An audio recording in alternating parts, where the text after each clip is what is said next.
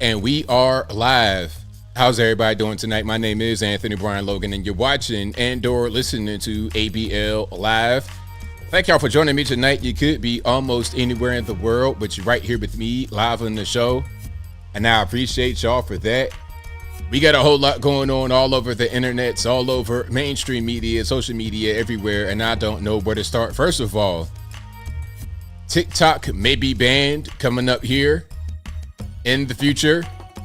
The TikTok quote-unquote ban bill has already passed the House. Will it pass the Senate? Joe Biden said he'll sign off on it already. We'll talk about that a little bit more a little bit later. Also, several charges have been dropped from the election interference case in Fulton County, Georgia, involving President Trump and many others, including Rudy Giuliani, Michael Roman.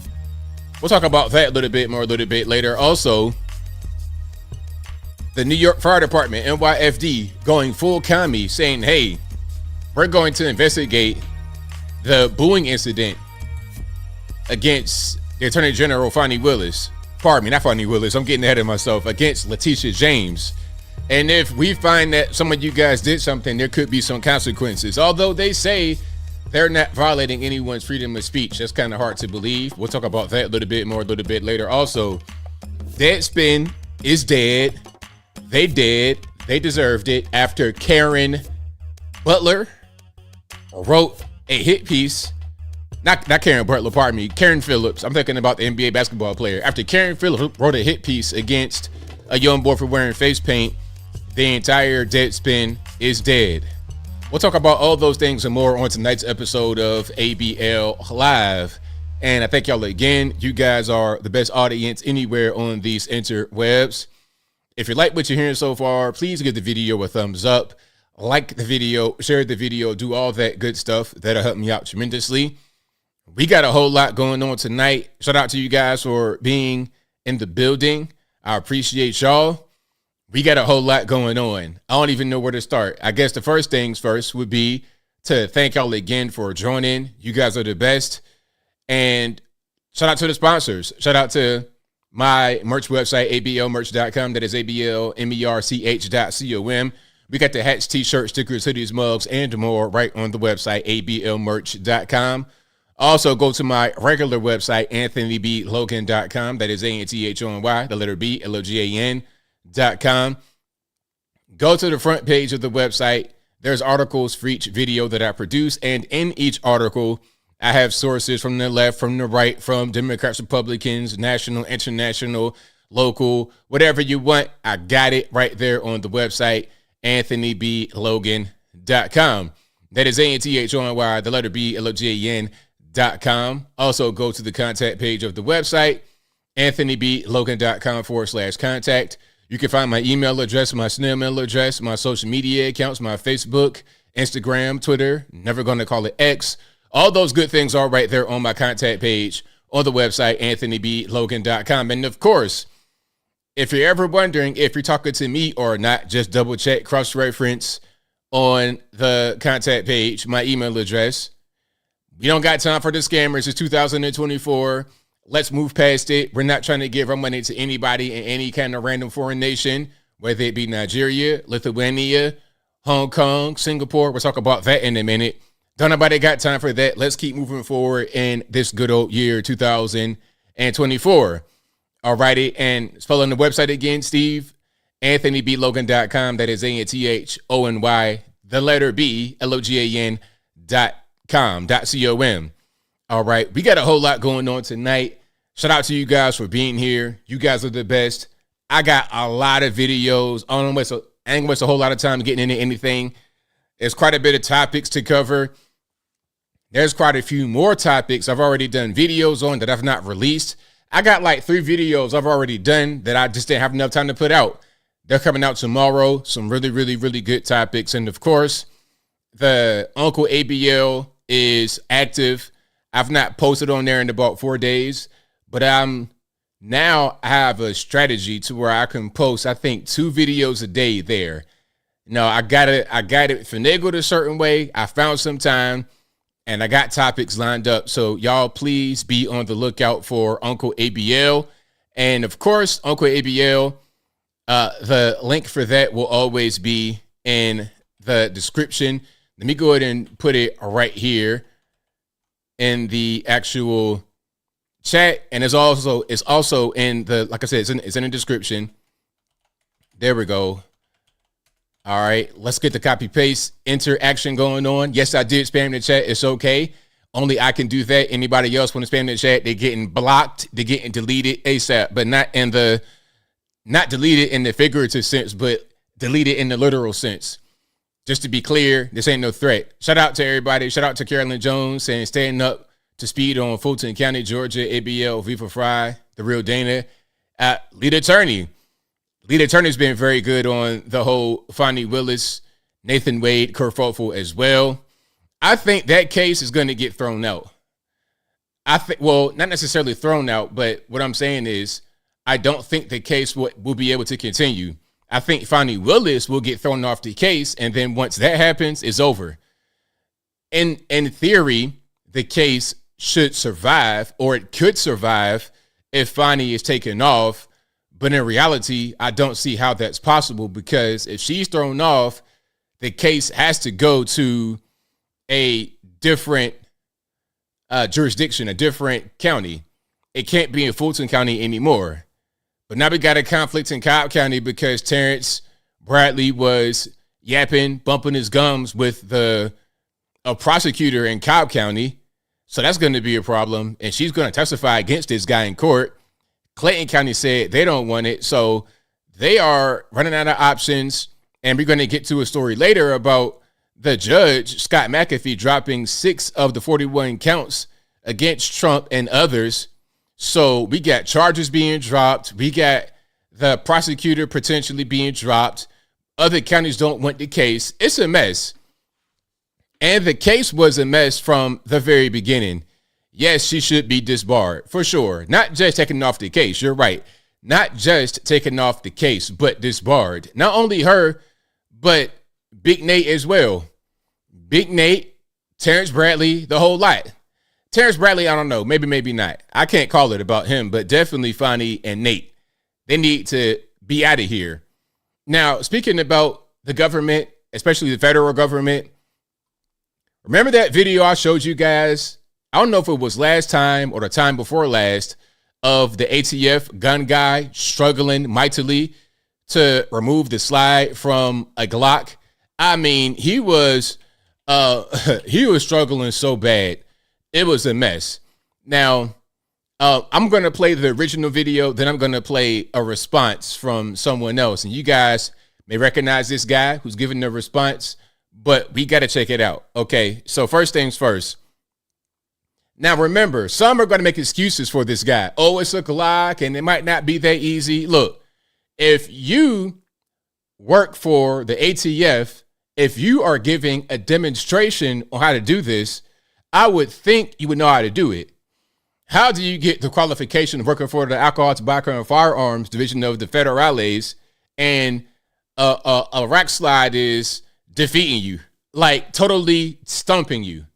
How does that happen? If you're a regular normie, you're inexperienced with guns, you don't work with guns for your job, I understand if you have a problem with it. Maybe there's a faulty weapon, something's wrong, it's a mechanical failure, it's beat up, it's broken, maybe. But no, this guy just couldn't do it. Now, let's go ahead and roll that clip, then we're going to roll the response. All right, so let's check it out. Let's get a little bit of sound here. And what's my man's name? This is the acting chief of the ATF. Oh, pardon me, not the acting chief. Let me get it right. This guy is the acting chief of the ATF's technology division. So we got an armchair warrior. Do we have a keyboard warrior, an armchair warrior? What's going on? A pocket protector, paratrooper? What's happening? I don't really know, but let's check this out. So that's the frame.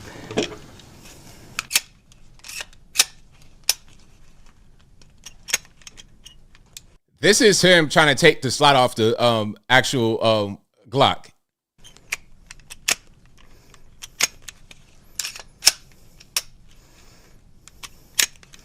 I can't get this one apart.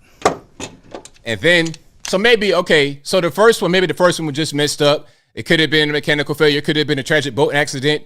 Maybe it was in the water for a long time. Maybe they got my gun right there. Maybe they found that at the bottom of the Tennessee River after the boating accident, and there was some kind of water damage. I don't know, some rust. Maybe it was just one faulty weapon, but then he goes to another weapon right there. And remember, this is on television. This is on CBS, Face the Nation. This guy is in the ATF in an executive position, an officer, basically. He's going to make a new gun for you. There we go. So basically, what they do is they make this part here. This is like plastic. So this is the plastic piece. With about 20 minutes of work, they could make it into a working firearm, and then they could buy the aftermarket parts and attach that, simply attach that on. And to buy those parts. Okay, so it's so simple to just attach the receiver to the slide, but you're not able to do it. Is there any serial number and tracing of? No, you don't have to. You don't. If you're selling firearms parts alone, right? Then it's not a frame or receiver. Parts are not regulated, and they're not regulated under the law. We're not allowed to do that. You would like to do that? That's up to Congress to determine. But I mean, what we did is we tried to work with the law that Congress gave us, and take the receiver, the frame. This is a frame. Struggling so hard. Now remember that guy. What's his name? I don't know his name. Maybe you guys know, but this guy is the acting chief of the ATF's firearms, of the ATF's technology division. Okay, now let's get a response. You guys may recognize him. I think this is video. This video is on Grand Thumb's Twitter page. Check it out. Charles just finished a workout. RIP to the headphone user. Sorry for the loud noise. Just finished a workout here. Now the question is, it took the ATF's weapon expert forever to take down one Glock. How many Glocks can I take down in the time it takes him to take down one? Charles, ready to tie me? Yep. Let's go. Frame. Go.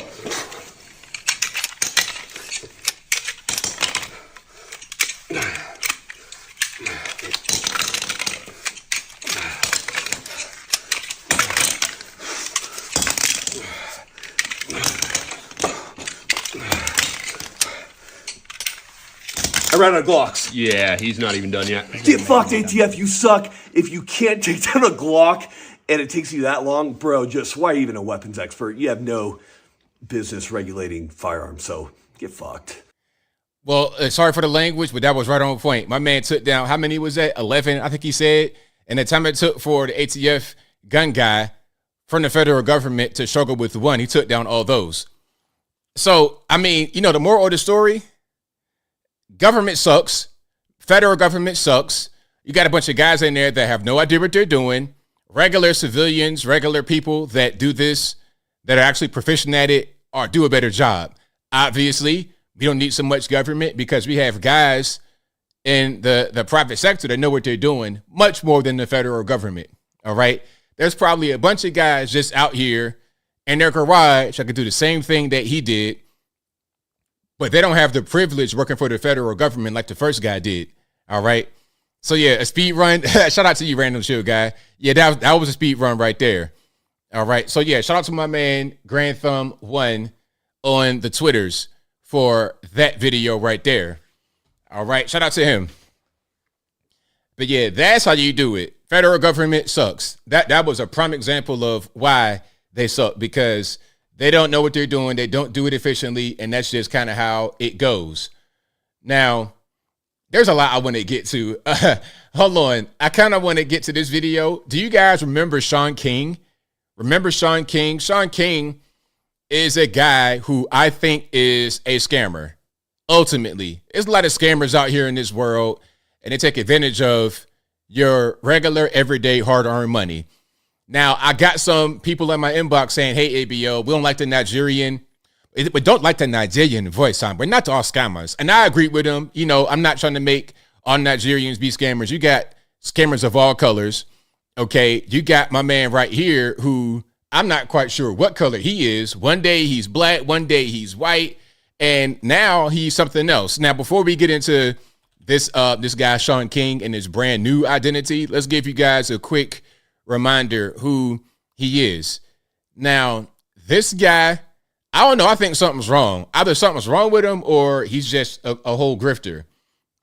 Just a whole grifter. Now let's pull him up right quick. Talcum X, you got it. Yes, Talcum X. Martin Luther Cream. All right. This guy, Elijah No Melanin. This guy, Sean King, is obviously white. And it's, you know what? It's okay to be white. I promise. Listen, if you can hear the sound of my voice, Sean King, it's okay to be white. It's totally fine. Whatever you are, however God made you, hey, God don't make mistakes. God don't make mistakes, sir. Whether you black, white, Puerto Rican, candy stripe, it's okay. Whatever you are, embrace it. But this guy spent years trying to convince us that he's black. It's like, sir, I can see you. Your little mustache, beard combo with the glasses, looking like a young T.I., it's not fooling me. Trying to make your voice be deeper, things of this nature, it's not fooling me. All right? You look like a whole Irish potato farmer. You're not fooling me. And it's okay. I'm not trying to dunk on you for being white. That's just how you were made. It's totally fine. But don't tell me that you're black when I can look at you and see that you're not black. All right? Don't lie to me now. But he's been gone for a while. I've not heard from him in a minute. But you know what? He was crafting a brand new identity. Now, some of you guys, yes, he's white. We've already been through this. Don't nobody ask me, am I sure? Let's not. This guy's been around for a very long time. We've found his parents. Hold on. You know what? See, now I gotta just show you. I gotta show you something here. I gotta show you his family. My man looked like he came straight from Ireland, straight from the Nordic Isles, Anglo-Saxon, Celtic, something of that nature. Hold on. Now I gotta show you this guy's dad.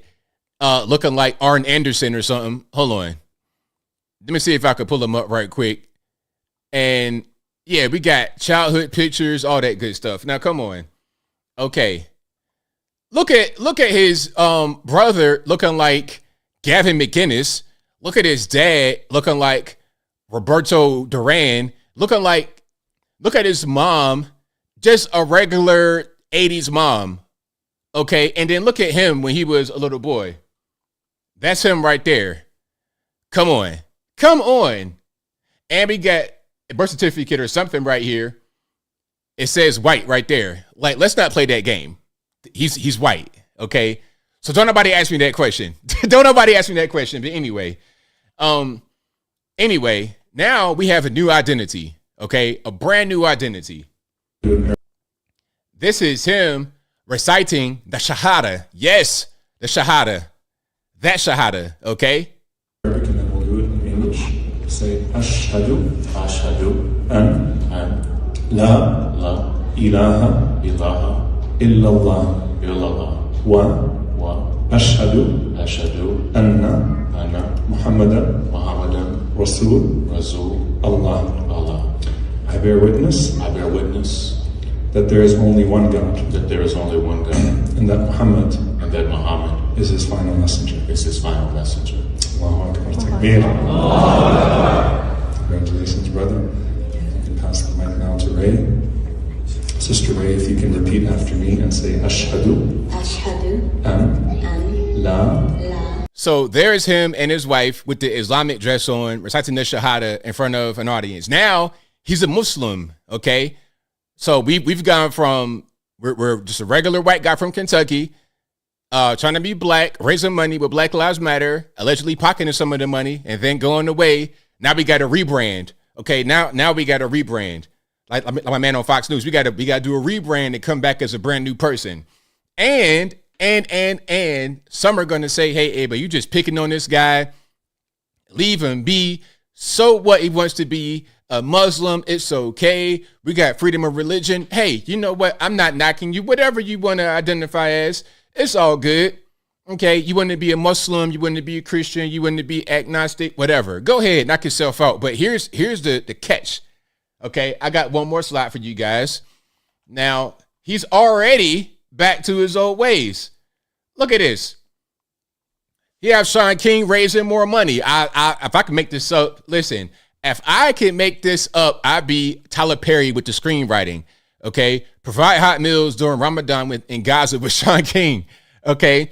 So now we're grifting the Muslims. Sir, you playing a dangerous game here, playing with the Muslims like that. Okay. This is almost $1 million. I mean, look, I hope for his sake this ain't real, but I think that it is. All right. I've seen this all over the place. I don't see any community notes or anything like that. I'm not sure he's giving this guy any money. But look, check it out. If you give this guy 1 red cent, it's gone. It's gone. All right. He's been a confirmed scammer. So don't do this to yourself. Don't do this. Just because you see him on social media reciting the Shahada, trying to be a Muslim now, and his wife get on the headscarf, that means nothing. It means nothing. Maybe the guy who was reciting the Shahada with him is getting a cut of that money. I wouldn't give this guy 1 red cent. Now, let's be fair. Could he be actually going to Gaza and giving out hot meals during Ramadan? Anyway, could he be doing that? Sure, he could be doing it. But do you believe it? Would you trust your donation with him? I don't know. Sometimes Friendly says 990,000 to Sean King, 2,000 to buy meals. Exactly. Exactly. All right. That's pretty much how that goes. So yeah, shout out to him. Brand new identity and brand new hustle. Hey, but if you get scammed by this guy at that point, at this point, it's your fault. It is 100% your fault. Now, speaking exactly, Boomer, how are you playing with fire? He is playing with fire. Like, you want to just scam regular normies. It's not really into the, okay, that's one thing. Now you want to go over there, especially, and try to play with them. See, now you might get a lot of walk bar middle of the night. Middle of the night, it'd be all over with. So I suggest you don't do that. You shouldn't be scamming anybody anyway, but you can play with some people and they're not necessarily going to do something, but you play with some people and they might do something. So I suggest you don't go playing with fire. All right. Now let's check it out. Hold on.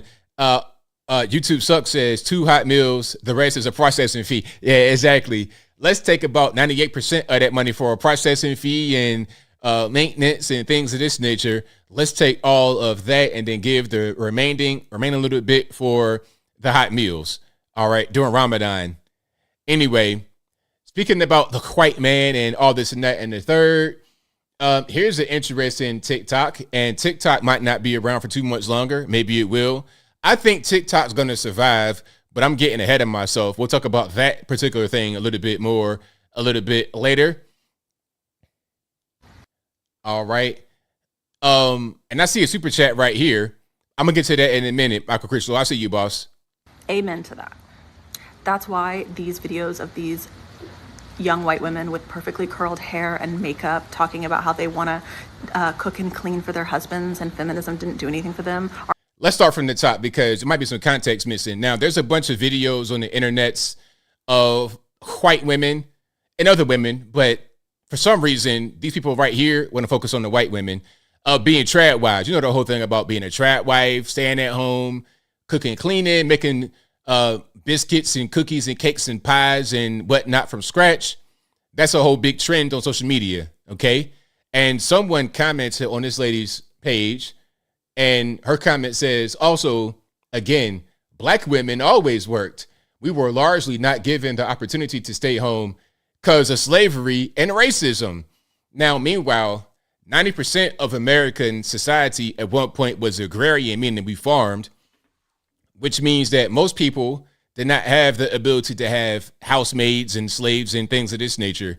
So either you were a rich family with slaves or you were not, and you probably were a farmer. And that meant mama, papa, the kids, everybody would be out there on the farm. This is Dolly Parton's story, okay? Dolly Parton and her family grew up in the Smoky Mountains, dirt poor, and they had a whole truckload of kids, and they all worked. Okay, the dad, the kid, the girls, the wife, everybody would work. Okay, so this person has this skewed view of history. And a lot of people have a skewed view of history. People think that, you know, this whole all women stayed home and didn't do anything. That's not true at all. Okay. Farming life was life for everybody. If you ever see Amish women right now in 2024, they out there working. They got the scythe. You ever see anybody with a scythe cutting grass? That kind of thing was happening back in the day. It wasn't this thing with this lady wearing all this makeup and dressed up on the couch, just sitting there doing nothing. That was for the aristocracy. That wasn't the regular everyday person. But I digress. Let's get back to the video. Amen to that. That's why these videos of these young white women with perfectly curled hair and makeup talking about how they want to cook and clean for their husbands and feminism didn't do anything for them are absolutely white supremacy propaganda. Because the truth is... So basically, if you see a video of a trad wife, quote unquote, and she's talking about she hates feminism, she wants to stay home and take care of the kids and not work, she's saying that those videos are white supremacy. In the history of the world, staying home and doing those things has only ever been afforded to white women, and white women have only ever been able to pull off that labor because historically, we've been able to exploit black and brown bodies to do it. Now, can I just pause for a minute and please don't nobody get offended. Don't nobody get offended. I'm just gonna keep it all the way real. What makes you think your family did it? Huh? I mean, what makes you think your family did it? Your family might have been poor white trash down south, just like all of us.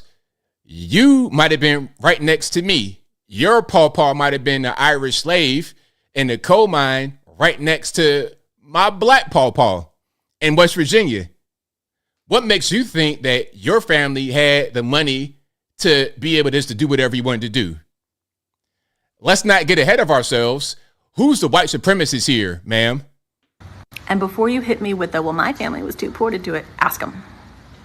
Ask them. Go ask your parents, your boomer parents, who in their family had help. Because I asked mine, and I expected one of my parents to say, yeah, we had nannies. We had black nannies.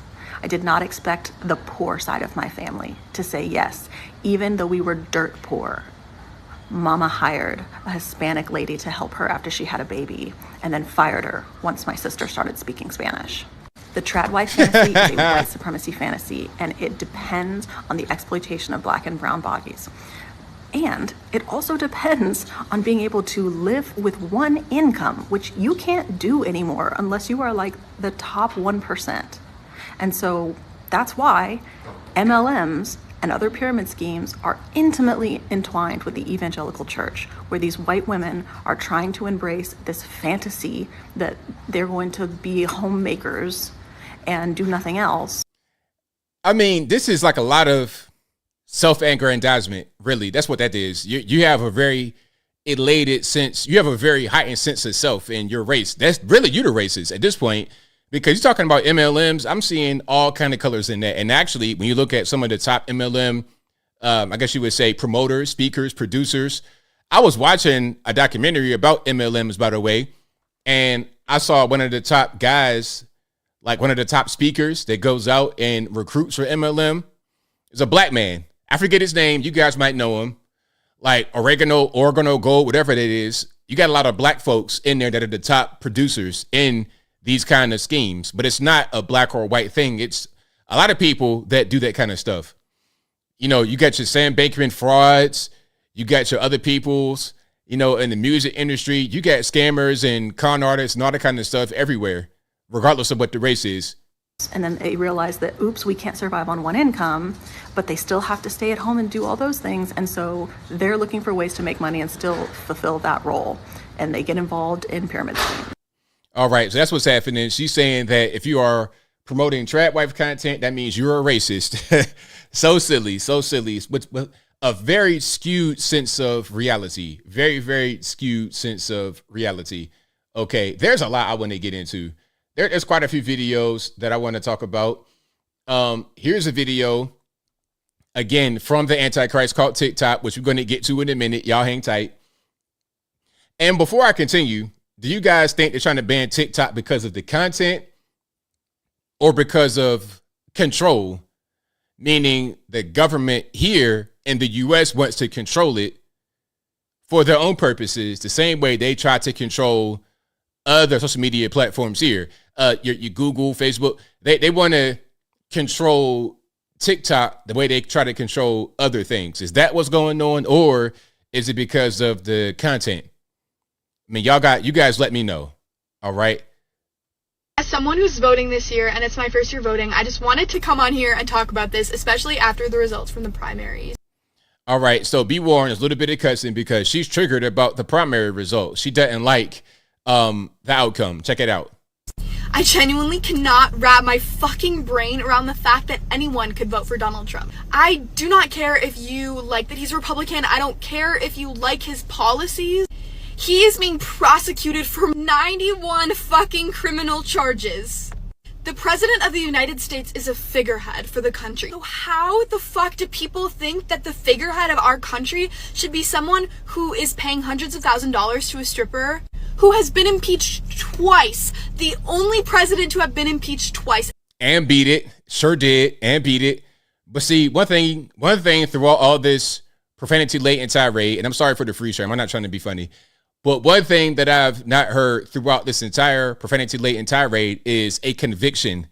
All right. You could pay somebody some money in a lawsuit. You could pay somebody some money for some hush money. Okay. I gave you some money. You took it. What's the problem?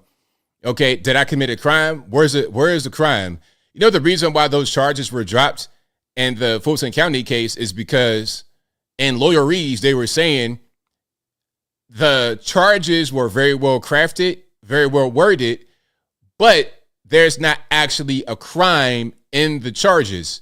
Whereas the crime that will rise to a felony level, it isn't there. So all what you're saying right now is all good, but give me a conviction. Like when my man called last time and was like, hey, I'm having trouble trying to get on with the police department. I'm like, okay, what's going on? Well, I got a background. All right, well, what's in your background? Well, there were some things that happened. I'm like, okay, do you have a conviction? No? So what are we talking about? Twice, and only 3 other presidents have ever been impeached once. Inciting a riot and an insurrection at the Capitol? And people really think that this man should be the fucking figurehead of our country. Imagine how that looks to foreign countries. Imagine how that impacts our foreign relations. Like, it's actually so... You know what looks bad to foreigners, to foreign countries, is how our system of justice is being weaponized against a presidential candidate. I mean, anybody can see what's happening. They see that Trump is he's being treated very, very poorly because the powers that be don't want him to be the president. That is the bigger embarrassment, not that he's being prosecuted. And again, it doesn't matter what you accuse me of. Try to get a conviction. Okay, I got impeached twice and I beat it. Why does it matter if I got impeached twice? If I was charged with a crime and I beat the case, why bring up the charges? He was charged with X, Y, and Z. Okay, but I beat the case. So what though? Now, if I got convicted and you got evidence, okay, that's something different. But if I didn't get convicted, what are we talking about? Fucked. He could go to jail. President from jail? Like what?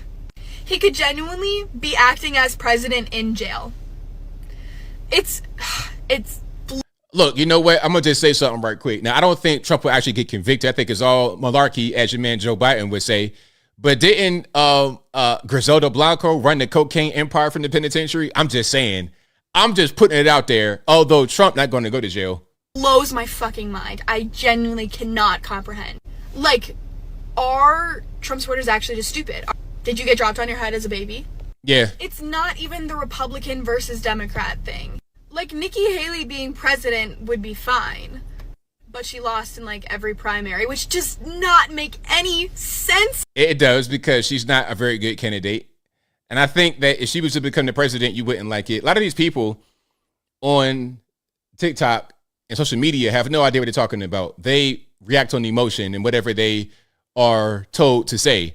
And actually, this person right here could be a paid influencer. There was, I think about 40 influencers who were contacted by the administration to come see the State of the Union address. Did you know that? Oh, yeah. Yeah. Like influencers, TikTok, that's where they really at. TikTok, Instagram, Facebook, anywhere where they can find people that are going to attract a certain audience they want, they'll reach out to you. Yeah, they reach out to you and then they'll ask you to say certain things. Matter of fact, I think I have that video in here. I'm pretty sure I do. We got to check it out because that was really, really interesting. All right. Matter of fact, here we go. Boom. Here we go. Let's check this out. All right. Throw it on the screen. Joe Biden invited 70 influencers Oh, not 40 influencers, 70 influencers.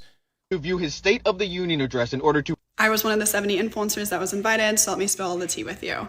So I got this message, I want to say on Monday night. So I got an email from an agency and I saw the people that were CC'd on, and I didn't recognize any of the other email addresses that were CC'd onto this invite. So essentially they were like, we'd love to have you at this like watch party, blah, blah, blah. But they just said it was like a watch party for the State of Union address, blah, blah, blah, whatever it's called. So I'm not super political on this platform for one reason. I care about work-life balance. I care about employee conditions while they're working, right? That typically doesn't really have a political party attached to it. I personally am not attached to a political party in my personal life as well, so I'm not going to pander to one side. It also creates exclusion in this community where there could be people of all political spectrums. Okay, like you don't have to say what you affiliate with. There's no reason. There's no need for you to give me your political affiliation. I could put two and two together from what you're saying right now. How you're speaking, your appearance, and the things that you're talking about, it's easy to put two and two together. Following me, and it's important that I'm creating a healthy space for all of them to talk about work, because the main concept here is to talk about the frustrations of corporate America, not to get into all the other stuff, right? So I was like on the fence, so I just kind of like give these neutral responses, whatever. I keep getting like more information. 24 hours before the State of the Union address is when Biden, which is what this original creator was talking about, was when Biden was like, yo, if TikTok is going to get banned, I would totally sign on that. Hard stop, right? I was like, oh, no, absolutely not. After Biden has used TikTok to campaign certain things recently anyway, so I was like, you're full of crap. So I don't go, right? And I just kind of leave it unread. And then right at that time too, the agency was like, here's all the concept briefs of your posting. And so that's something that we do as influencers when we have brand deals and we have sponsorship. So basically, she's saying that the influencers were getting emails about certain talking points to address in their videos. Okay, check it out. We want you to go to the watch party. We want you to talk about Biden in a positive way. We want you to basically promote the president and say certain things. Now, you saw in the previous video, oh, well, he has X amount of indictments, been impeached twice. He paid Stormy Daniels some money. Now, do you think these things she just thought about organically on her own? Or do you think that she was given a list by somebody or some people of things to say? Hey, talk about that, and that. Make it natural. Do it in your vehicle. Put it on TikTok to your 100,000, 200,000, 5 million followers, and maybe you might get a little bit of prize at the end. We saw that those two guys, the young guys, I forget their name. You know what I'm talking about. Freaking Frack, Dumber and Dumber Thing 1, Thing 2. I forget their names, but these young guys, was it Harry? I forget. They were getting paid as influencers on TikTok and other platforms by the administration through a third party. That's kind of how they do. Like, it wouldn't be Joe Biden himself giving you a bag of money, but it would be through a certain, few channels you get your money. Through a PAC or through some kind of lobbying group, whatever it is, you get your money. That's kind of how it goes on social media. So when you see certain videos, you got to ask yourself, is this organic or not? Like, what's going on? All right. Yeah, money makes you say whatever. A lot of times, especially if you already kind of lean that way a little bit, then you get a bag of money. Oh, okay, cool. Thank you, Michael, Merriweather, Harry Sisson, and Chris. Correct. Yes. They were getting paid by the administration indirectly, but directly, getting big bags of money. And then they made a video trying to respond, talking about, well, hey, you think we just, the hotel rooms and the travel, you think it's enough? It's like, look, man, don't try to clean it up now.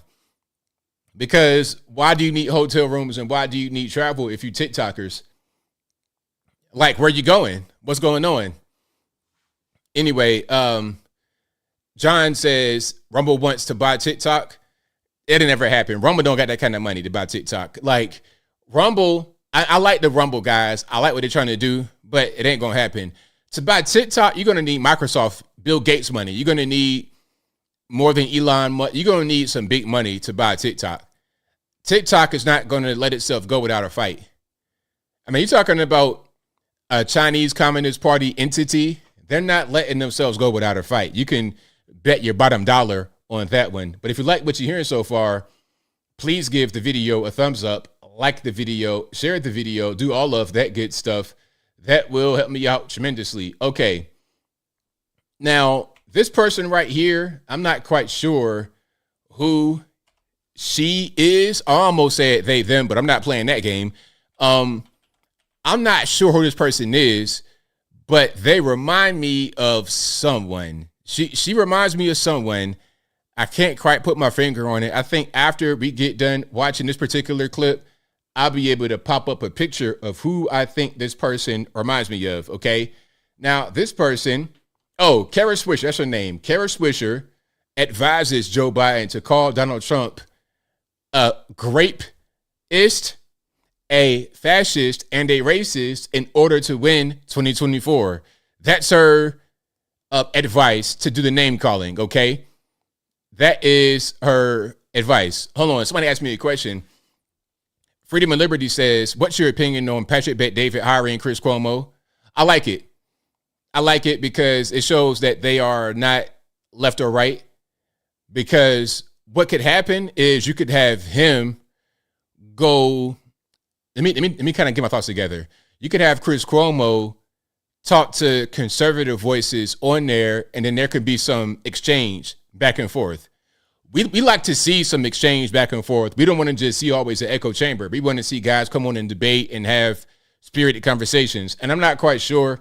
I think there are some conservative guys that are already on the show. So you get in a more well-rounded point of view. So you get in, what's your man's name? The Jewish guy, the young guy. You getting him. He's going to have his point of view being part of the team. Then you're going to have Patrick Bet-David himself being more conservative and being the Iranian, Armenian guy, whatever. You're going to have different kind of voices and perspectives on the show. I like it. I think it's a good idea. We'll get to not Chris Cuomo, but Don Lemon in a little bit. So, I mean, but again, like Juan from the Five, exactly. I'm not a fan of Juan from the Five on Fox, nor am I a fan of Chris Cuomo. But what I do like is spirited conversations. I like debates. I like healthy back and forth conversation. I like it. And then he's a celebrity presence as well. So if I'm Patrick Bet-David and I'm able to get Chris Cuomo for a low price, okay, and he's able to have a little bit of star power, and we could bring on guests, and there can be back and forth exchange. And then sometimes Patrick Bet-David may disagree with Chris Cuomo, and Adam might disagree with Patrick Bet-David and Chris, and then it's able to be civil. It's not a bunch of over talking. It makes for a good show, in my opinion. Maybe I'm alone in my opinion, but I think we'll see once it all kind of comes out. Carolyn Jones says, I like it too. They had a great panel with Cuomo and Candace. Exactly. I like that. You're bringing on Candace Owens. That's perfect. Perfect. Bring on Candace, and you got Chris, and you're not full of Chris's. You see, it's one thing if Patrick Bet-David's podcast was nothing but Chris Cuomo type characters attacking Candace. I don't like that.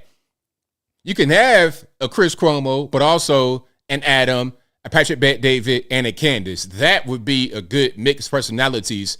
That's good for a show. It's not just one-sided where everybody agrees, nor is it an echo chamber where everybody. It's not one-sided where everybody agrees. It's not an attack thing, a hit piece where everybody's just dunking on one person. It's a good exchange of ideas. Mondo says civil disagreement. Exactly. Bingo. All right. So, yeah, I'm gonna check it out with Candace and Patrick Bet-David's podcast. I'm gonna check it out. So, speaking about non-balanced shows, non-balanced opinions, let's talk about CNN. This kind of thing was said with no kickback. Now, you know what? Here's a great example. This, you know what? This is perfect time. Greatest.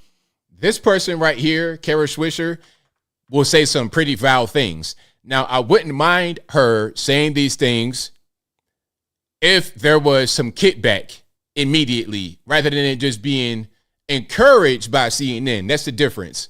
Let's check it out. Greatest asset, the shamelessness of him, is then Biden has to get in there very hard and go, rapist, racist, fascist, over and over and over again. And then the trials are happening at the same time. He's just had to pay, he's just $93 million poorer right now. And just hammer it in with those three things: rapist, racist, fascist. But here's the thing. Voters, that's voters have great assassin. So everybody's pretty much on the same page. There's no real kickback. Everybody's like, yeah, I agree with that. Call them a rapist, racist, and a fascist. That's a great idea to defeat Trump in 2024. Maybe somebody should say, well, the name calling might not work. You might want to come with some policy decisions. You might want to address the inflation. You might want to address the border. You might want to address, gun rights and abortion and things of this nature. Nope, let's just call them names. That might work out. Now, this person is Kara Swisher, okay? Now, I was scratching my head thinking about, where have I seen this person before? I feel like I saw this person on the movie from the early 1990s. I couldn't put my finger on it. I'm like, what was that movie? And I think I was able to figure it out. I think I was able to figure out where I saw this person from. Now, for you young guys out there, this is Tim Burton's classic movie, Edward Scissorhands. And if you've not seen this movie, you got to check it out. 1990, Edward Scissorhands. It is a classic, one of the best movies of that time. Tim Burton, Beetlejuice, like all of that was just fantastic cinema. Go check it out. So the difference between this young man right here and Miss Swisher is that he didn't do too much talking. He was a very, very kind soul. He just had hands made of scissors, so it was a little hard to move around and do certain things, right? It was a little difficult, but I think they are twin brother and sister. So shout out to Kara Swisher and Edward Scissorhands, all righty? Yeah, it was a classic movie. Classic movie. Nothing against my man, Edward Scissorhands, though. That might be kind of unfair to him because he was a kind soul. All right. And if you like what you're hearing so far, please give the video a thumbs up, like the video, share the video, do all that good stuff. That'll help me out tremendously. All right. Let's check it out here. We have Mr. Joe Biden saying that he has done more for the community, the black community, than any president in the last 60 years. That's what he says. Okay. Now, you got to see this to believe this. All right. Check it out. You promised Black America that you'd have our back. Do you feel you have our backs? I have your back, and I'm not more, as much as any president has in American history since Lyndon Johnson. Black wealth has increased by 60%. We across the board. And I wish you ought to interview some of the business people here, the black leaders who are here. And they told me about how they're moving. They have loans. They have direct payments that are being made by the government to keep them going.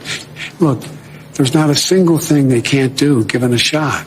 Just given a shot. It's not only black, but Hispanic and Asian Americans. You promised. Now, that's your man, Joe Biden. One of you guys kept talking about that Zoom meeting, okay? Now, I'm going to do you guys a solid. Right now, I'm going to pull up the Zoom meeting where he was screaming at all the black folks. Screaming at them. This was back in what, 2020? Or before then? I think it was 2020. All righty. This is right around the time where he told Charlamagne the God, vote for me or you ain't black. Or something like that, okay? Something to that extent. Now, let's well, I don't know if that counts. I'm not so sure. Well, if it doesn't count for y'all, well, the hell with y'all. But because it's real. It's real. For 25 years as a United States Senator. Before, Sherilyn, you were even involved. I got it. I started off, I'm much older than you. That's why I got involved in politics. If in case you haven't looked, we have the largest voting right. Kristen, my operation, 1,000 lawyers. Bigger than you or anybody else out there on voting rights. Sorry for the potato quality. It's not my fault. Blame the white man. Not include, unless something happened since we've been talking, paid family and medical leave. Yes, it does. No, it does include. It does include paid family medical leave. Guaranteed. It doesn't have enough. Well, it has more than. I don't think you've read it. It has significant. Okay. Yeah, I've been reading it, and I said something may have happened since, but it was 1.8 million. Now, I'm going to show some of the fuller meeting here so you can see that this is not fake. I know this is like Bigfoot found footage with the call quality. I apologize for that. It's not my fault. Blame the white man. Let's give you a little bit better quality. I may not be able to play everything because it's kind of a long thing. I just found that one piece of it right there. So let's keep on rocking here. All right. It says, this is from December 8th, 2020. In the virtual meeting attended by Biden, Vice President-elect at that time, Kamala Harris, and civil rights leaders. All right. So we have in this Zoom meeting, I think I have Al Sharpton here. Let me put it on the screen for you guys right quick. I think we have Al Sharpton. We have, at a certain point, I think there's Cedric Richmond, who at one point or might be now the chair of the Congressional Black Caucus. And they do absolutely zero. And other people are in this meeting and he is screaming on them. All right, let's check this out. Most of you. I've worked with you my whole life, most of you. I've been around doing this for a long, long time. I don't always get it right, but I always take responsibility. When I get it wrong, I acknowledge I got it wrong. But my overarching objective, if we cannot make significant progress on racial equity, this country is doomed. It is doomed, not just because of African Americans, but because by 2040, this country is going to be minority white European. Hear me? Minority white European. And you guys are going to have to start working more with Hispanics, who make up a larger portion of the population than y'all do in terms of raw numbers. We're going to have to be working with a whole group of people that, in fact, are the single most diverse democracy in American history and anywhere in the world. That's your president, 81 million, right? Hey, ABL, I'm voting for Joe Biden and like Joe Biden. All right, well, how about that? But Trump what? When did Trump ever say anything like that? And nobody said a word. Everybody, all the black folks, nobody said nothing. Nobody said a word. Hey, we're going to be minority white, and as a result, we're going to be doomed. And you guys got to go with the Hispanics because we're not going to deal with you, and then they're going to take over. That's what he said. And now we see what's happening with the border. Is he right? I can't tell. Maybe he is. All right, but that's your man, Joe Biden. All right. Now, this is an interesting little I guess you would say development here. We have this special on BET. Now, BET, Black Entertainment Television, which is owned by the white man, of course. Sumner Redstone over at Viacom. They put out this special about black folks voting. Let's check this out. You want to vote? All right. And it's like a little snippet. Let's check it out. You want to vote in this election? Oh, yes. I'm still going to vote. So you're not going to sit it out? No, I'd never do that. I feel like sitting out and not voting is basically staying quiet and mute. You want? All right. So that's one little piece. That's kind of a weird clip that they would put out. But this is the bigger one. All right. This is the one that I saw about the husband and wife. So the husband and wife, the husband is a conservative. The wife is a liberal. Now, I'm not quite sure how that works, but hey, it's all good. Now, let's check this piece out. So even though you have political differences, it's not a deal breaker. No, it's not a deal breaker. Oh, no, absolutely not. So in 2008 and 2012, you voted for? Barack Obama. 2016. I voted for Donald Trump. Hillary Clinton. 2020. Donald Trump. Biden. And who will you vote for in 2024? Donald Trump. Donald Trump. You may vote for the former president. I may. Why do you say that? My views on certain things have changed. I am very much so riding the fence. So even though you have... So there we go. We got a potential convert going to the other side. I wonder what it took. Your husband, the guy that you married to say, hey, you know what? Maybe you should do something else. Or maybe the condition of the country, maybe that might have done it. Either way it goes, maybe we're getting somebody to come to the other side of the fence and do what's right. So let's see how that goes. Let's see how that whole thing goes. I hope for her sake that she does the right thing, because if she doesn't, she's going to have some issues. She will most certainly have some issues in this country if we get that guy in office yet again. That guy meaning Creepy Joe, Creepy Sleepy. Now we got some more on the street interviews. This time I think it's from Newsmax. Trump. All right, let's check it out. Trump versus Biden. Who are you going to vote for? Trump. And why? I like cheap gas. Trump. I'm gonna be honest, Trump, because I feel like he did do a lot for us. I feel like Biden did more for like the immigrants. No. Now let's pause right here. Notice at the beginning, she said cheap gas, because a lot of people, when you're talking about Trump and we say that the economy was better, we're talking about stimulus checks. No. You're talking about the inflation not being sky high.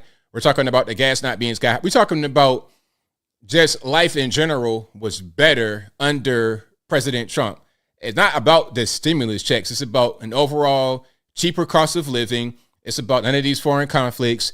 Oh, and by the way, do you know that we're boots on the ground right now in Haiti? Did you know that? Oh, yeah, we are. And also, we got stuff happening in Taiwan, Israel, Ukraine, everywhere. We got things going on. These things were not happening under Donald Trump, but somehow they're happening under President Joe Biden. And young lady, don't even be worried about talking about the migrants. We don't got time for them. Listen, if you're coming over here legally, you're doing the right thing, then good on you. You bogarting way across the country, committing crime and all like that, I have no sympathy. I have no respect. I have nothing for anyone who does that. But I digress. Let's keep on rocking and rolling. For us, I feel like Biden did more for like the immigrants. No offense to the immigrants, but yeah. I think Trump's done more for Americans. Biden does more. Yeah, for the immigrants. Right on. Absolutely. Absolutely correct. Okay, the migrants taking over, doing whatever they want to do, getting all kind of benefits and everything else. They do whatever they want. And then meanwhile, we get whatever's left over. Now, speaking about migrants, we're going to bring up The View. I saw someone mention The View earlier. I think I was talking about Patrick Bet-David and Chris Cuomo and whatnot. Kathy Hochul is on there. Now, you guys saw Kathy Hochul ban the National Guard from carrying long guns in the subway system. It's like, okay, you activated 750 National Guard to go down to the subway because of all the crime and the violence. You did that, Ms. Hochul, but now you want to say they can't carry long guns? Why? Why is that? What is the reason? All right, let's check this out. We are doing the best we can to manage the influx, get people housing. It is very expensive, and the state of New York is in for about $4.3 billion. I would like federal money, and guess where the federal money is and why it's being held up? Why? The Republicans in Congress and in the Senate said no because Donald Trump called them up one night. The night before they should have voted on this. Why are you trying to blame Trump? I don't understand this whole thing about blaming Trump. I think they all have the same talking point, because they're trying to say that Trump is the one who intervened with the bill and said that people shouldn't sign it. But check it out. There's no need for a bill. Before Trump came in office, before Trump left office, there was no border crisis. When he was in office, there was no border crisis. Now, all of a sudden that he's gone, there is a border crisis because of what Joe Biden did by stroke of a pen. Why should it be in any kind of way Trump's fault or responsibility to fix what you guys damaged intentionally? How are you going to blame Trump when you are a sanctuary state in New York State, Kathy Hochul, and your New York City mayor, Eric Adams, is a sanctuary city? I don't understand how that makes any sense. If I spill water on the ground, how am I going to blame you for my mistake and then say, yo, come clean it up? What? You spilled it. I didn't spill it. When I was over there cooking and drinking more water, there was nothing on the ground. You came over and spilled stuff on the floor. You clean it up. You fix it. I didn't leave it messy. But let's keep on going. To send 2,000 more agents or Border Patrol people to the border. I need some on the northern border, by the way. We border Canada. You don't need nothing on the northern border, because in order to get to Canada, you got to fly in. There's no land border with Canada. To get to Canada, you got to fly directly to Canada. Okay. What's happening with Mexico is that they're not flying to Mexico and then coming across the border. They're flying to other smaller countries, poorer countries, South America a lot of times, and then they are going through the Darien Gap and things of this nature in Panama. Sometimes they float across. To go to Canada, you got to fly there. There's no way you can get to Canada by any other means, unless you want to go through the Arctic Circle or something like that. I don't know how you're going to make it, but I digress. Money for states like New York, that would have helped us a lot. And just have a different path to citizenship and look at the asylum and whether it's too loose right now, the way it's being used and probably abused. So I blame the Republicans now. The mess was bipartisan before that. Democrats and Republicans have not successfully found a way to have a path to legal citizenship because the employers want this. And I've said to the 10 Republicans in the House of Representatives who represent the great state of New York, saw them at the State of the Union. I saw them. I said, why don't you all march into Speaker Johnson's office tomorrow? Because there's 10 of you. You know that crazy Freedom Caucus? There's only 11 of them. So use your voice. Say, my state needs this. Pass the bill that was a bipartisan compromise between conservative Republicans and Democrats, the president, and all was going to happen just a couple of weeks ago, and Donald Trump said no. That's crazy. I mean, blaming Trump for all this stuff that's going on is nuts. I mean, really, he had the border under control, and now he's gone. You guys want to blame him for something that you guys made up? I mean, it's nuts. But that is New York Governor Kathy Hochul, a complete mess, a moron, a nut job. But that's what you got over there in New York. I feel bad for you guys in the state of New York. A lot of good people over there, but you have really bad leadership, terrible leadership. Okay. Now let's get to some more clips here that I wanted to get into. This is from Pittsburgh, Pennsylvania. I'm not sure what to think about this. I'm not really sure what the actual the right thing to think about this is. So they are going to take a different approach to handling 911 calls. Let's just check it out. So when there's a event that doesn't require, it's not in progress, we're going to take and reroute that call to our telephone reporting unit. So basically, if there's not an emergency that's happening like right now, okay, unless somebody got deleted or something, they're going to do this alternative. Which will be operational from 7 a.m. to 3 a.m. And then the hours from 3 a.m. to 7, those calls will be queued up for the person that comes in at 7 a.m. to take the reports in the morning. There will be anywhere from 25 to 63 officers covering the city between 3 and 7 a.m. Chief Scarrato says that decision is backed by data. Officers will also be switching to 10-hour shifts 4 days a week, with 1 hour offered to them to focus on their mental health. Scarrato also announced a new violent crime initiative, which will be made up of 17 officers. The department is budgeted for 850 officers, but currently has around 740. With the recent fatal mass shooting at the Kansas City Super Bowl parade, I asked how police officers are prepared for major events here, like the St. Patrick's Day parade. We'll look at Kansas City as we prepare for the St. Patrick's Day parade and the celebration that goes there, and glean lessons that they've learned from that event and see how we apply those to any of our upcoming events with mass gatherings. And Scarrato says he expects the department to have around 40 new police officers on duty by late summer. Kaylee Gunderson, Pittsburgh's Action News 4. So what do you guys think? Is that a good idea, bad idea? Like, what's the verdict on that? I don't know what to think. Maybe that'll work. Maybe it wouldn't work. Maybe they looking at the data and then the crime in the city and they say, okay, this is the best way forward. Maybe they're trying to deal with the staffing shortage. They are budgeted for 850. They got about 740, I think they said. So they're about 110 cops short of what they budgeted for. So we'll see. And then also maybe they don't need the 850. They're budgeted for 850, but maybe they don't need 850. So we'll see. All right. Let me see. Deplorable leadership can't be cheap. We'll see. Yeah, exactly. The thing about Kansas City, Bina said it, it's like what you had was a fight. It wasn't a mass shooting. Like it wasn't quite that way. Maybe a bystander got hit, but it was really just a fight between people. It wasn't like some guy just went there and started spraying indiscriminately. That's not kind of what's going on. All right. Let's keep on rocking and rolling here. Yeah, I'll talk about Hartford in a minute. I got you, boss. Now, Nick Saban. Now, have you guys heard about Nick Saban? I think Nick Saban, the head coach or now former head coach of Alabama, he's retired. and he's talking about NIL. And he's not a fan of NIL, and I figured he wouldn't be. I figured when he retired, NIL might have been part of the reason. So NIL, that's name, image, likeness. And basically, college players are able to get paid through this system, and a lot of these guys are getting big deals. It's to the point now where a lot of guys can get more money in college through the NIL than they would get by going pro. Because now all these guys who are able to get NIL money will even go pro. And if they do go pro, they may not go pro in the US, they may go overseas.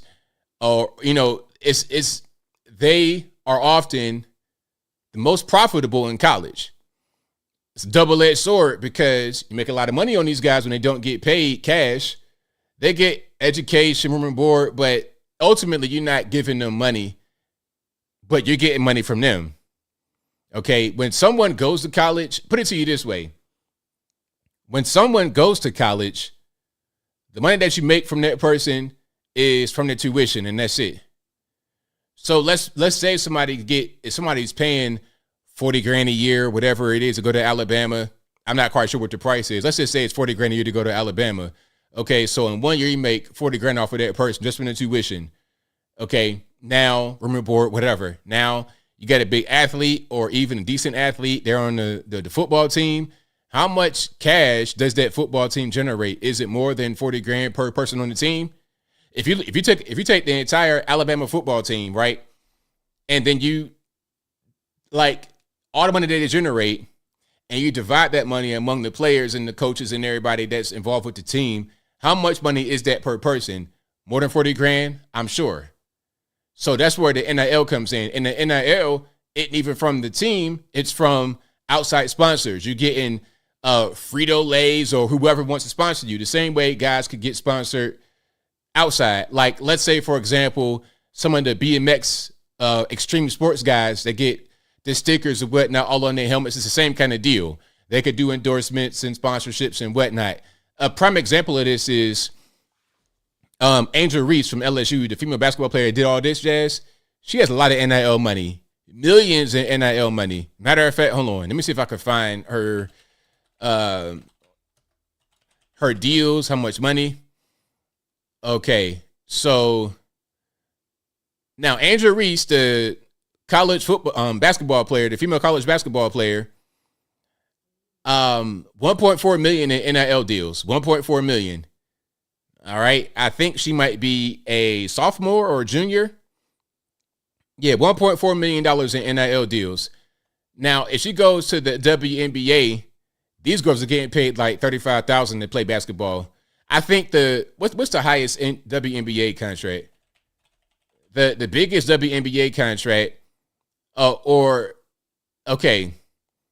the average WNBA contract is $147,000. The most is $234,000 in the WNBA. That's pro women's basketball. But Angel Reese is getting paid $1.4 in college. You see the difference, and you see why it might be an issue. So here is Nick Saban talking about what's happening with college sports. All the things that I believed in for all these years, 50 years of coaching, no longer exist in college athletics. So it's always was about developing players. It was always about helping people be more successful in life. My wife even said to me, we'd have all the recruits over on Sunday with their parents for breakfast, and she would always meet with the mothers and talk about how she was going to help and impact their sons and how they would be well taken care of. And she came to me, like right before I retired and said, why are we doing this? And I said, what do you mean? She said, all they care about is how much you're going to pay them. They don't care about how you're going to develop them, which is all what we've always done. So why are we doing this? All the things. That's what's happening. And then if there's no focus on development in college, what happens is when these guys go to the NFL, when they go to the NBA, you get a weaker product. So all sports kind of suffers. The NBA right now sucks real bad. It's real bad. All these guys want to do is jack up threes, and they hitting bricks every time. You got enough bricks to lay an entire block of housing projects. It's crazy. You could build a whole McMansion for every player on the team every night with all the bricks they lay from the 3-point line. It's a bad product. And then we're talking about the NFL. You need to be developed and trained to play that game because of how dangerous it is. So I fear you're going to have more injuries, maybe even a weaker NFL game because of the lack of development in the college game, all because of the money that's brought into it. I'm not saying there shouldn't be any kind of payments, but the money that's happening right now, it's just so much that the focus is on the money and not really anything else. So we'll see. We'll see how this whole thing plays out. I'm not against guys getting paid if they're in college, but it's got to be a better way. It's got to be a better way. Yeah, it's just too many. The games ain't the same. I don't even watch sports too much anymore. I don't even watch sports. Like, I used to be a big football fan, big basketball fan, but now I just stopped watching, and I realized I didn't miss anything. I watch some Super Bowl stuff, but beyond that, it's like I realize I'm not missing anything. I look at some of the highlights on my phone. Listen, I saw that's a good idea right there. Vegas woman said $50K. That's it, cap. Exactly. That should be the cap. Like a high stipend. That should be the cap. That's a good example. And let it be the same for everybody. But I was looking at some highlights, right, on my phone, and it was of a guy. It was a steal and a breakaway dunk.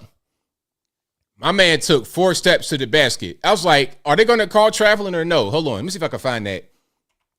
Then I'm going to get to my man, Ben Shapiro. He said something that was pretty interesting about some financial stuff as well. And that's going to be kind of a debate. So I want to play that clip in a moment. But I got to show this because this is part of the reason why. Matter of fact, here it is. Perfect. This is part of the reason why I don't watch sports anymore. Look at this. Hold on. All right, hold on. Let me see. Let me see if I can play the sound and all that good stuff too. Look at this. Really helps this young group stay connected.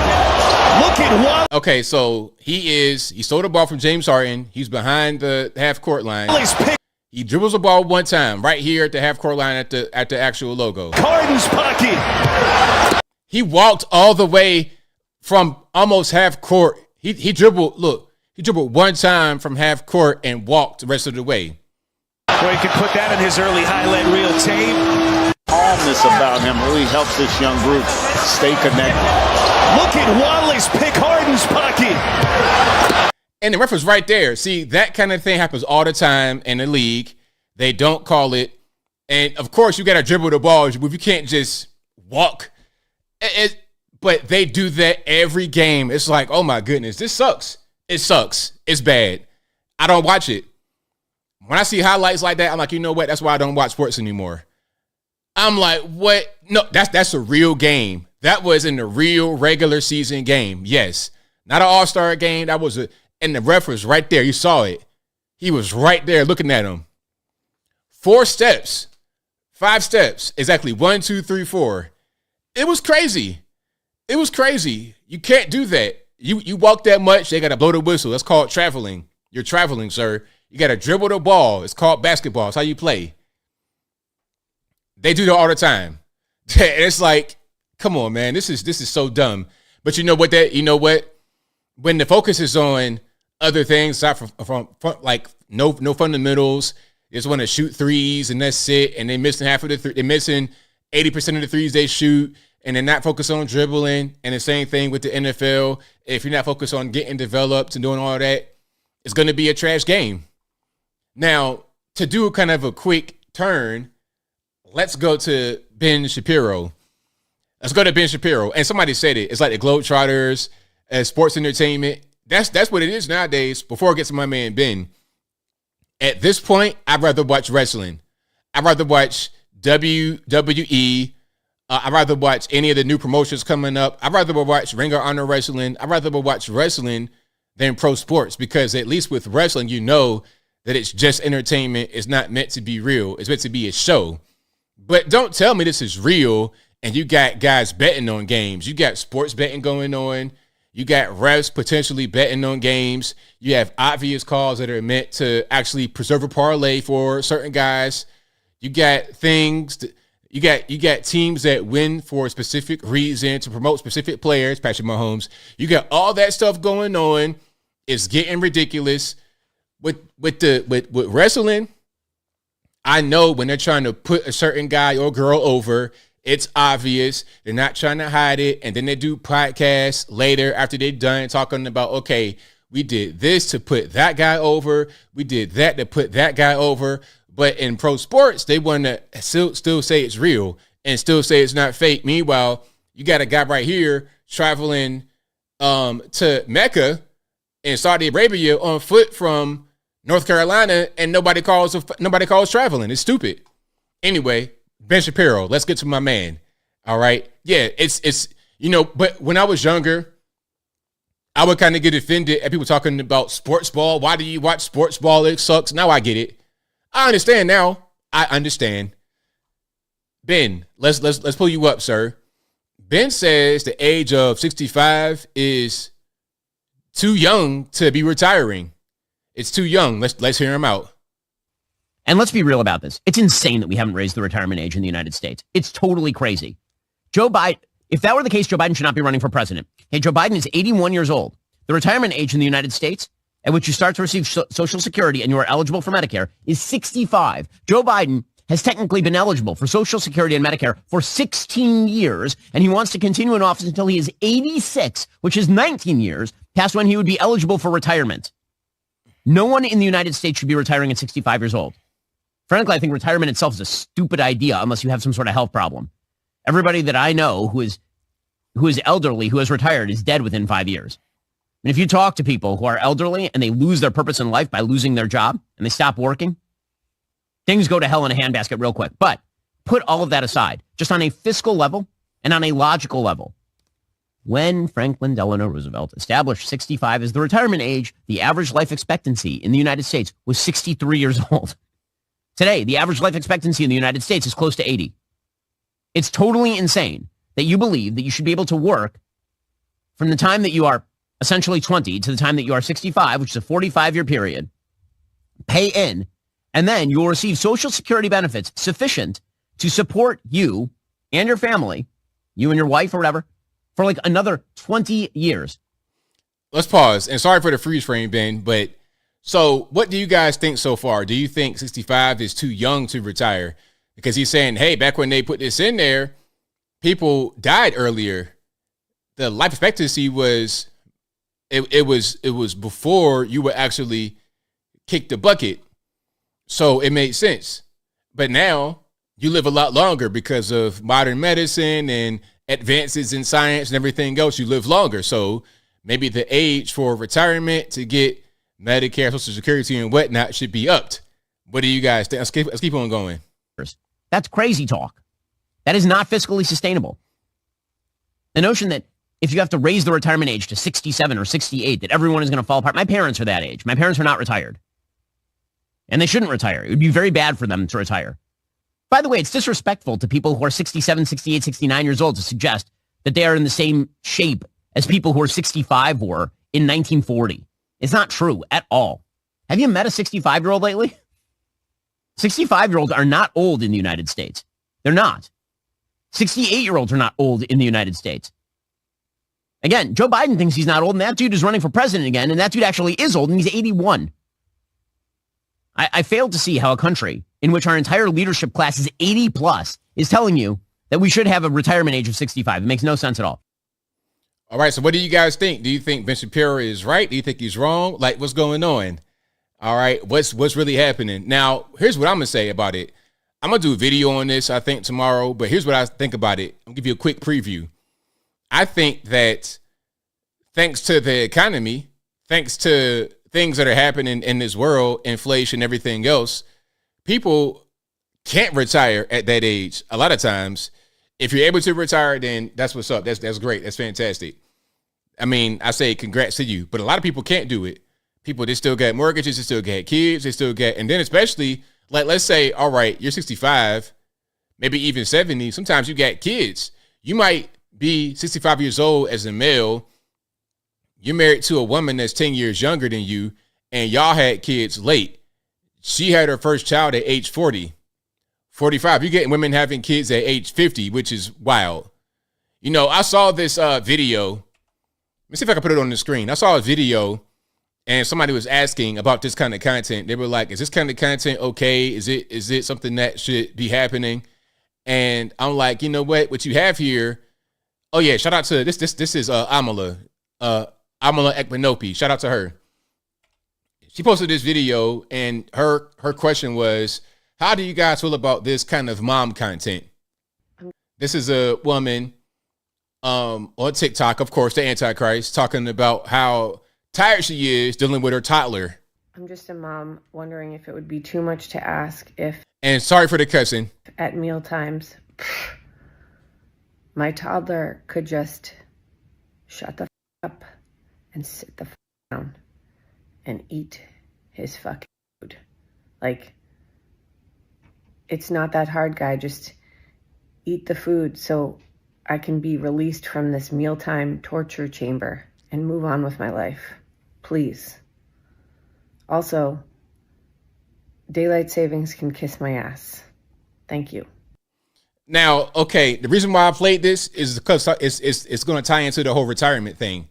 Now, if she has a toddler at this age, this was not necessarily the thing that was happening back in the day. Okay, by the time my mom was probably her age, or maybe even younger, I was already grown. It wasn't a 45, 50-year-old lady running behind a toddler. When you get to be that age, you're going to naturally be kind of tired. And you got IVF and everything going on. People are tired. It's hard to run behind these kids. But my point is, you could be 40, 45 years old with a baby. Your husband is 10 years older than you. So when you're 65 years old, you might get a whole 10-year-old. Can you start working at that point?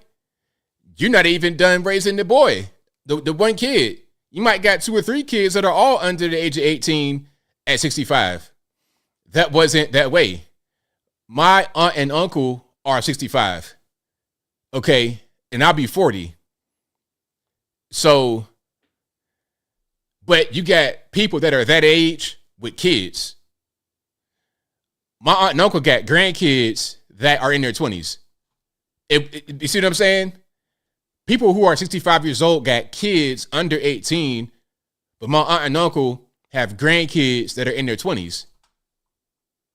And they're about to have great grandkids. So times are changing. They definitely are changing. So I think people are not able to retire at 65, even if they wanted to. I think it should be like this. If you're able to retire, then you should be able to retire. Okay, going back to my uncle was in the military. So, of course, you can retire earlier in the military. He was like in his 30s when he retired for the first time, but he still kept working. Like, a lot of times you ain't going to just retire at 38 and be done with your life. You're going to keep on working sometimes. You have your military benefits or whatever from 20 years of work, being in the military, 18 and 38, but you're still going to keep working afterward. So it's all about whatever you got going on in your life, whatever you're doing, and what you feel like is the best way for you to go forward. All right. So we'll see what's happening. Yeah, I'm old, man. I done already accepted it. I know life is short. I feel like I was young just the other day, but now I'm old. I'm old now. So it is what it is. All right. Somebody said that's her fault for having a child, but she can't be talking because she was like that when she was a toddler. Yeah, of course. Of course. See, the thing is, toddlers have energy. And a lot of times they want to put the kids on drugs and things of this nature to try and calm them down. Oh, they're hyperactive. Are they hyperactive or are they 3 years old? Okay, when you're 3 years old, you're going to be hyperactive. It's called being a child. It's called having energy. Just because you're 45 years old and kind of tired does not mean the toddler is going to kind of just calm down because you're tired. That's not how that works. Okay, it's going to be 5 o'clock in the morning, Christmas morning, and they're going to be up. They're going to be like ping pong balls all over the house. You're going to have stuff crashing on the ground, noises and everything. It's going to be like that because kids, what kids do. Kids have energy. And if you're not ready for that kind of, and I say it all the time, you got people talking about, you're going to have a first baby at 40. I'm like, okay, have your first baby at 40. Good luck. Good luck with that because their energy, when they're a little baby, goo goo gaga and a little swaddle, it's all cute and everything. But then when they get to be walking and talking, they're going to talk you to death. When I was a toddler, I talk you to death. I would talk your head smooth, clean off, and I was rambunctious. I was crazy. I was all over the place. That was me as a kid.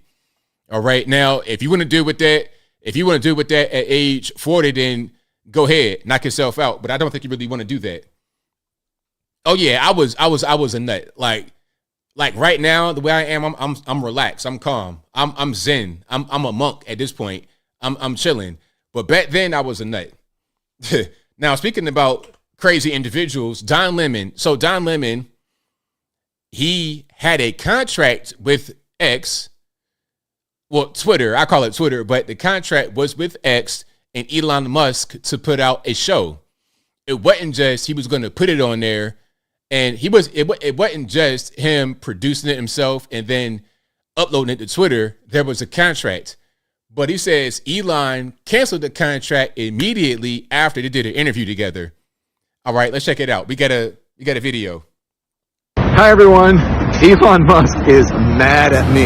And I just put out a statement about what happened between him, me, and the interview that he is apparently so upset about. But make no mistake about this. This is going to be my first episode of the Don Lemon Show this coming Monday, March 18th. So make sure you tune in. This does not change anything about the show except for my relationship with Elon and X. And there's a whole lot that went down, and I'm going to tell you about in the coming days. I know, though, that many of you were not happy that I was doing this in the first place, and you told me so. I just want you to know that I did this deal because not only do I believe in free speech, but I believed that this was the best possible chance for the work that I'm doing to reach the largest amount of people.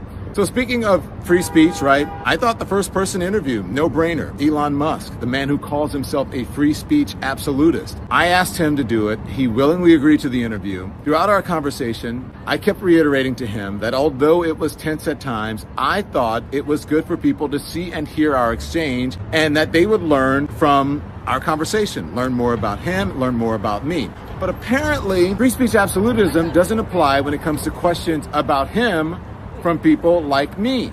So basically he's saying that he interviewed, and RP to the headphone users for the sound earlier, but basically he's saying he interviewed Elon Musk, and Elon did not like the questions in the interview. And there was questions about Elon using ketamine allegedly, things like that.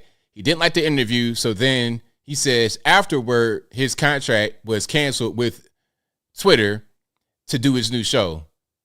What did we talk about? Why is he so upset? Does he even have a reason to be upset? Make sure you watch it on Monday on YouTube and everywhere you listen to podcasts, and you can decide for yourself. You can even watch it on X because I'm still going to post it there, and I'm sure others will as well. So that's that. So again, he interviewed Elon. I'm going to watch it and see exactly what was asked. I want to see this, and I want to know exactly. I want to hear from Elon himself. I'm seeing statements, but they're not really saying too much, kind of like PR statements. I want to see exactly I want to hear Elon say exactly why he canceled the contract with Don Lemon. Again, Don Lemon, of course, got fired from CNN, and he spoke to Elon about doing a show, and they had a contract specifically to do the show on X. And after Don Lemon interviewed Elon, Don Lemon says that Elon canceled the contract. But he's still going to upload the video to X. Now, this is kind of confusing or Twitter, pardon me. It's kind of confusing because, okay, if I was contracted to work with Twitter and then you guys fire me, why would I publish the interview that I did over on Twitter? Maybe that interview is contractually obligated to Twitter, perhaps. Because maybe that was the first one. Okay, here's part of the deal. We'll give you a contract, we pay you some money, and then you can interview me as your first guest. So that could be the reason why he'll still put it on Twitter. But I think subsequent interviews will not be on Twitter, because if I was working for them and they fired me, I would not give them my intellectual property for free. No way, Jose. So we're going to see how that whole thing goes. I want to check it out. I want to see exactly what was said. If it's a dumpster fire, I'm here for it. I'm with it. I am with it. All right. But if you like what you're hearing so far, please give the video a thumbs up, like the video, share the video, do all that good stuff. That'll help me out tremendously. This is interesting. I'm seeing this particular video. I hadn't watched it yet. It says Bidenomics, San Francisco restaurant selling a $22 burrito. Let's check it out. And RIP to the headphone users. Depot used to pick them up. During COVID and after, it was $40. Right now, it's $80. And this is the signature burrito here. Nearly every ingredient that goes into it has doubled in cost, and that's the reason why the owner says so has its price. In fact, the latest consumer price index shows prices for food, gas, and housing all rose last month nationwide. So $22, I guess is what they said for the burrito. That was the cost. Do you guys live in California? Who lives in California? I know a lot of you guys do. I saw my demographics and it says that 10% of you guys watch from the Golden State. How much have things risen where you live? $22 for a burrito. You can forget about it. All right. That's crazy. That's a whole meal.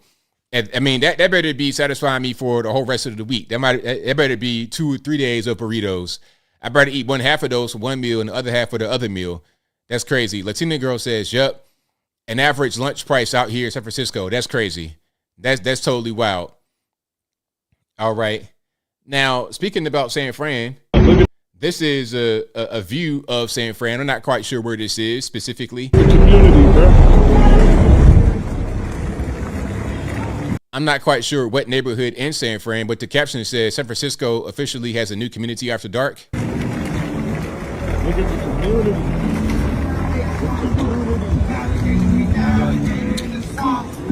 Here I go. Here I go. Look at the community.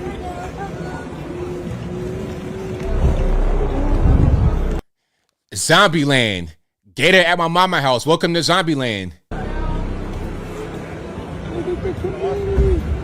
Look at this.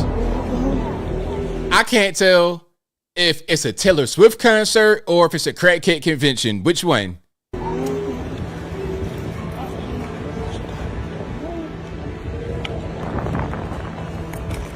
Look at the community. Like what is happening? Like I'm good. I'm totally good. I'm not going to. It's a party. Yeah, it's a party. Everybody kind of just doing the. Ain't nobody leaning back, leaning forward, or they might lean back too. But there ain't no dancing going on. It's music, but ain't no dancing going on. They just stuck in one position, hunched over, like they're about 85 years old. Oh yeah, the gunshots. Well, hey, they might be too high on that fentanyl to be shooting the pistol. you need a little bit of motor function to do that. But if you like what you're hearing so far, please give the video a thumbs up, like that video, share the video, do all that good stuff. That'll help me out tremendously. Yeah, so you have very high cost of living in San Francisco, $22 for a burrito, but then as you try to enjoy your burrito, you got Gotham City right outside your window. Like what part of the game is that? I don't want to live in these very, very, very expensive places and then got to deal with complete lawlessness on the streets. That doesn't make any sense. What am I paying so much money for? Just the location? I don't understand. Now, speaking of San Francisco and creatures of the night, Nancy Pelosi, and let's talk about TikTok, shall we? Now, this caption from MSNBC says, Nancy Pelosi reacts to Congress passing a bill that could ban TikTok. She said, if the Chinese government controls the algorithm, we are at their mercy. Isn't that what I was talking about earlier? That was a question I was asking earlier. Is it about control? Is it about the dangerous algorithm? And a lot of you guys said both. And I think that's what she's talking about here. Let's check it out. The vote this morning was a vote to protect the national security of our country and the privacy of our citizens. I pointed out at the time that the TikTok in China broadcast into Taiwan that the Uyghurs love what the Chinese are doing. It's genocide. Okay. Can we talk for a minute, you guys? Can we talk? Because you guys are really, really cool. I could trust you guys. You're not going to judge me for the things that I say. What is happening with Nancy Pelosi's face? What is going on? Like, who is this person? Is this a mask? Like, okay, we got a wig on here. I see the lace and the lace front. That is a wig. Yes, it is. It looks natural, but it is a wig. It's not as ornate as Maxine Waters' wigs, but it is a wig. It's not as ridiculous as what's your friend? The Trump wig wearer, you know what I'm talking about. The lady, the dark-skinned lady with the ridiculous super short bob cut blonde wigs. Joy Reid. Yeah, it's not quite as ridiculous as Joy Reid's wigs, but it's a wig nonetheless.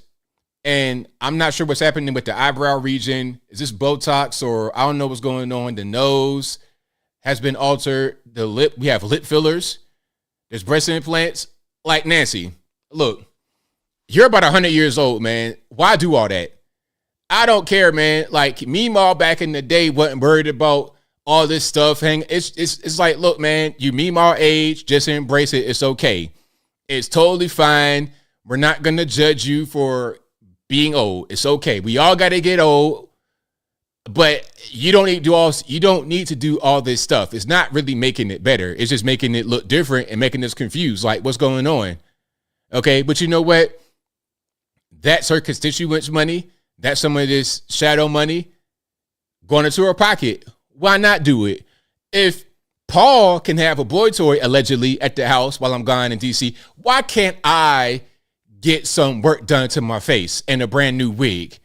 Why can't I treat myself? He's treating himself in his underwear with a martini glass at 3 a.m. Why can't I treat myself? I get it. Genocide. The people in Hong Kong love the crushing of their democracy in Hong Kong. And the Tibetans talked about how they are suppressed on TikTok there and how they are misrepresented on.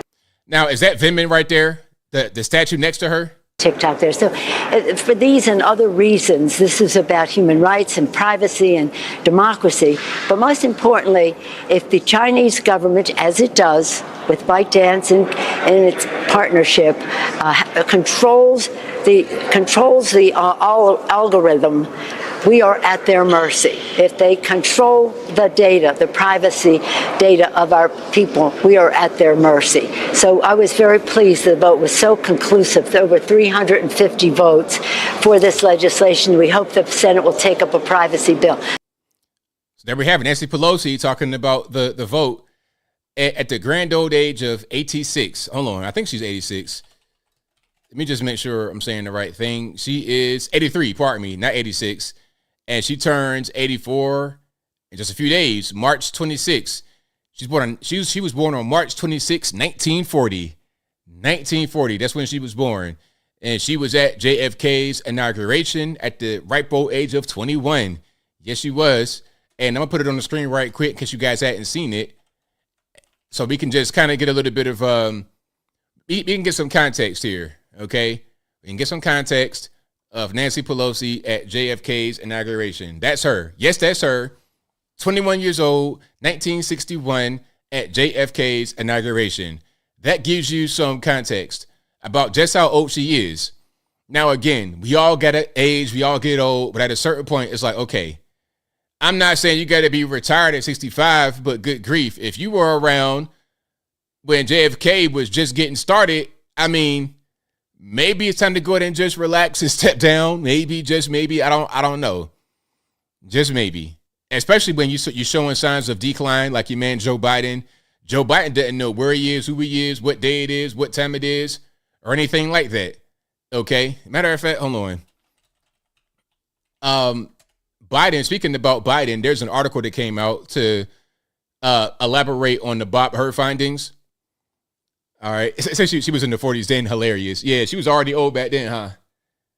But there was an article released about the findings from Bob Hur's investigation into Biden. Let me see if I can put it on the screen for you guys right quick. All right. So here we go. Biden forgot the year of son Bo's death, Trump's election, and there was some more stuff he forgot. They had to remind him when Bo died, his advisors, quote unquote. All right. So during a discussion of why he kept sensitive papers after leaving the vice presidency in 2017, Biden launched into a rambling explanation in which he said Bo, who died in 2015, was deployed or is dying after he left office in 2017. Here's a quote from Biden.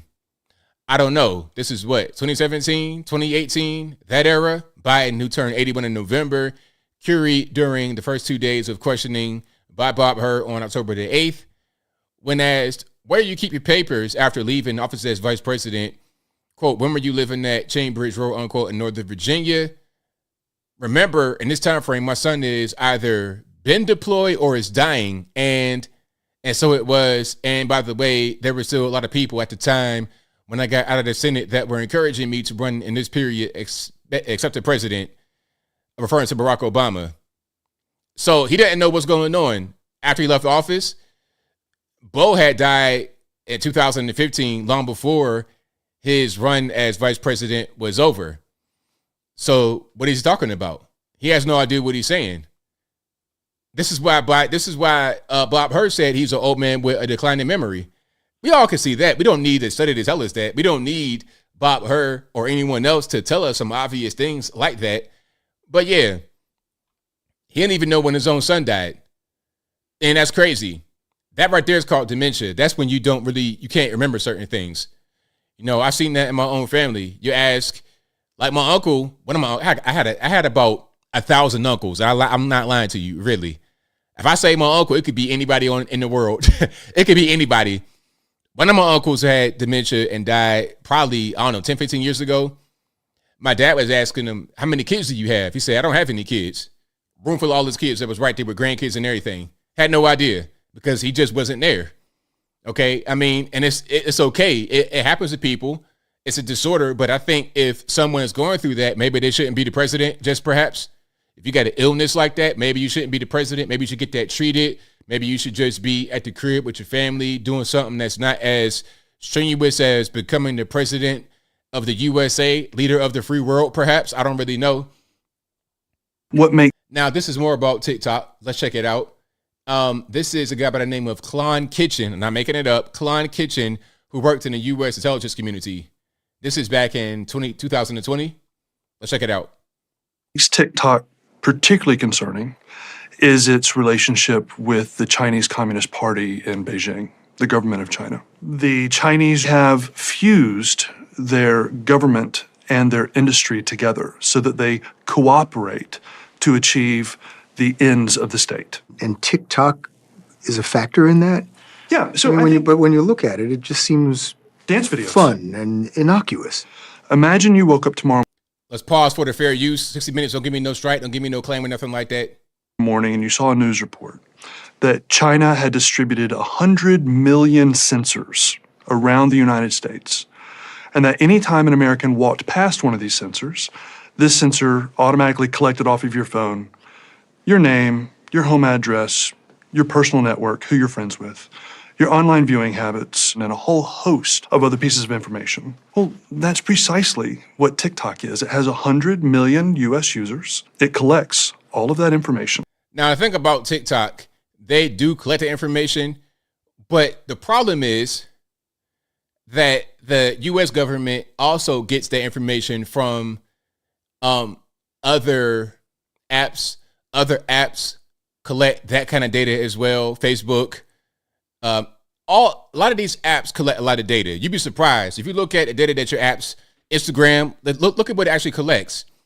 You're talking about you got fitness trackers. They can detect your gait, how you're walking. You have apps now that can detect your heart rate. They can detect your blood oxygen level. Remember that whole thing with Apple, and there was a whole lawsuit kerfuffle because they stole the device that could check your blood oxygen level. They can read your blood oxygen level. Where is that data going? Can it be compromised? And remember, Apple had to fight the government, the US government, because remember, Apple was asked to give a backdoor into encryption. Remember that? I remember that very well. And I will never forget it. Shout out to Tim Apple for that one, for saying, no, we're not going to let you get a backdoor through encryption because it defeats the purpose. If it's encrypted, then it's encrypted. Do you guys know that if you are sending text, regular SMS, that can be subpoenaed? We see that happening right now with your man, Terrence Bradley, and the whole Finding Willis kerfuffle. That can be subpoenaed, and it can be used in court against you. Yes, it can. But check it out. If you do FaceTime, that can't be tracked at all because it's encrypted end to end. So that can't be tracked. That can't be recorded by the federales. They can't do it. Now, they may be able to bug your phone at a certain point, but that data cannot be captured or subpoenaed just through the regular means of a text message because it's encrypted. This is why they use Snapchat and I think maybe even WhatsApp because they got encrypted in the end. So I'm not quite sure. You guys let me know if WhatsApp is encrypted end to end. I think Snapchat is, but I'm not really sure. Snapchat, WhatsApp, I think those are encrypted. But if you're using regular SMS, yeah, they're going to take that all day long, all day. And more. Like many U.S. social media companies, TikTok asks users for access to their cameras, microphones, photos, videos, and contacts. But see, that ain't nothing. Like Facebook, they all ask for the same stuff. They all ask for that. But the problem, the issue with TikTok is not even about data collection. That's a red herring, in my opinion. It's not even about the data collection. It's about where it's stored, who has access to it, and the control of the app beyond data collection that the Chinese Communist Party has. That's the problem. More obscure data, like keystroke patterns, are collected from everyone using the app. All right. Yeah, keystroke patterns ain't nothing. They do that already with other apps. I mean, they got predictable. You have on your phone, you have the keyboard. Now, my question would be, if your keyboard, let's say you have the Google keyboard and you have predictive text entries, is that able to be subpoenaed by a court? Can they subpoena your predictable text entries to where you're talking about certain things and certain codes, QP, HP, things of this nature? What does Mr. Logan? We queried your predictive text patterns, and you kept talking about a QP. Now you're accused of selling marijuana in large quantities. What does QP mean, Mr. Logan? And remind yourself, you're under oath. What does QP mean? Can they do that? I'm just asking for a friend. I'm asking for a friend. All right, let's keep on going here. All right, let's keep on rocking and rolling. Now, here is a video that I've not seen yet. I want to see what he says and if I agree with it. How we use the internet is about to fundamentally change forever, and it's terrifying. This is Bill S686, also known as the Restrict Bill. You'll probably know it as the TikTok ban bill, but it does so much more than just that. It actually does more than any bill I think we've ever seen. I encourage everyone to read it by going here and clicking the text tab, but here are the main takeaways. Foreign adversaries can change by definition, but a few are already listed. They are the People's Republic of China, including Hong Kong, Special Administration Region, the Republic of Cuba, the Islamic Republic of Iran, the Democratic People's Republic of Korea, and of course, the Russian Federation and Venezuela under the regime of Nicolas Maduro Moros. I hope I pronounced that correctly, but these definitions can change at any time. The bill covers hardware technology like modems, routers, and home cameras, and virtual tech like VPNs, and basically bans them if they are manufactured by... Whoa. Wait a minute. Wait. Let's start from the top. Shall we? Because I kind of missed some of this. Now, we're trying to block VPNs, United States government. Did I hear that right? Because some of you guys are talking about it. You kind of cued in on it before you start saying, well, use a VPN. Then they can't check your data. But now we're trying to regulate VPNs. See, now we're getting into the Chinese Communist Party territory. Hold on. Let's wait a minute. How we use the internet is about to fundamentally change forever, and it's terrifying. This is Bill S686, also known as the Restrict Bill. Now, this could be the bill they're talking about that they are referring to as a TikTok ban. Matter of fact, hold on. Let me just make sure I'm saying the right thing. Bill 686. Let me see. Yes, it is 686. That is correct. All right. That is correct. I'm seeing an article right here from Harvard Law. Yep. It is the Restriction Act. Let's keep on going. You'll probably know it as the TikTok ban bill, but it does so much more than just that. It actually does more than any bill I think we've ever seen. I encourage everyone to read it by going here and clicking the text tab, but here are the main takeaways. So the link that they're talking about is congress.gov bill 686. Let me see if I can find that. I'm gonna see if I can find a link to that and put it in the chat. All right, here we go. Let's see. Yeah, here we go. I'm gonna put it in the chat for you guys. It's a PDF, so it might download straight to your phone. It's not a virus. Let's keep on going. Foreign adversaries can change by definition, but a few are already listed. They are the People's Republic of China, including Hong Kong, Special Administration Region, the Republic of Cuba, the Islamic Republic of Iran, the Democratic People's Republic of Korea, and of course, the Russian Federation and Venezuela under the regime of Nicolas Maduro Moros. I hope I pronounced that correctly, but these definitions can change at any time. The bill covers hardware technology like modems, routers, and home cameras, and virtual tech like VPNs, and basically bans them if they are manufactured by or used to contact and deal with foreign adversaries. Oh boy, oh boy. Hey, sir, we saw you use your VPN to contact the Russian Federation. Get knocking your door. That might be a problem. Speaking of VPNs, using VPNs to bypass banned apps such as TikTok is made a criminal act under this bill. Oh boy. Oh no. Oh boy. That right there is really bad. Oh boy, they can't pass this bill. I didn't know all that. Look, that's called the Chinese Communist. That's what they do in China. VPNs are illegal in China, or at least in a lot of China.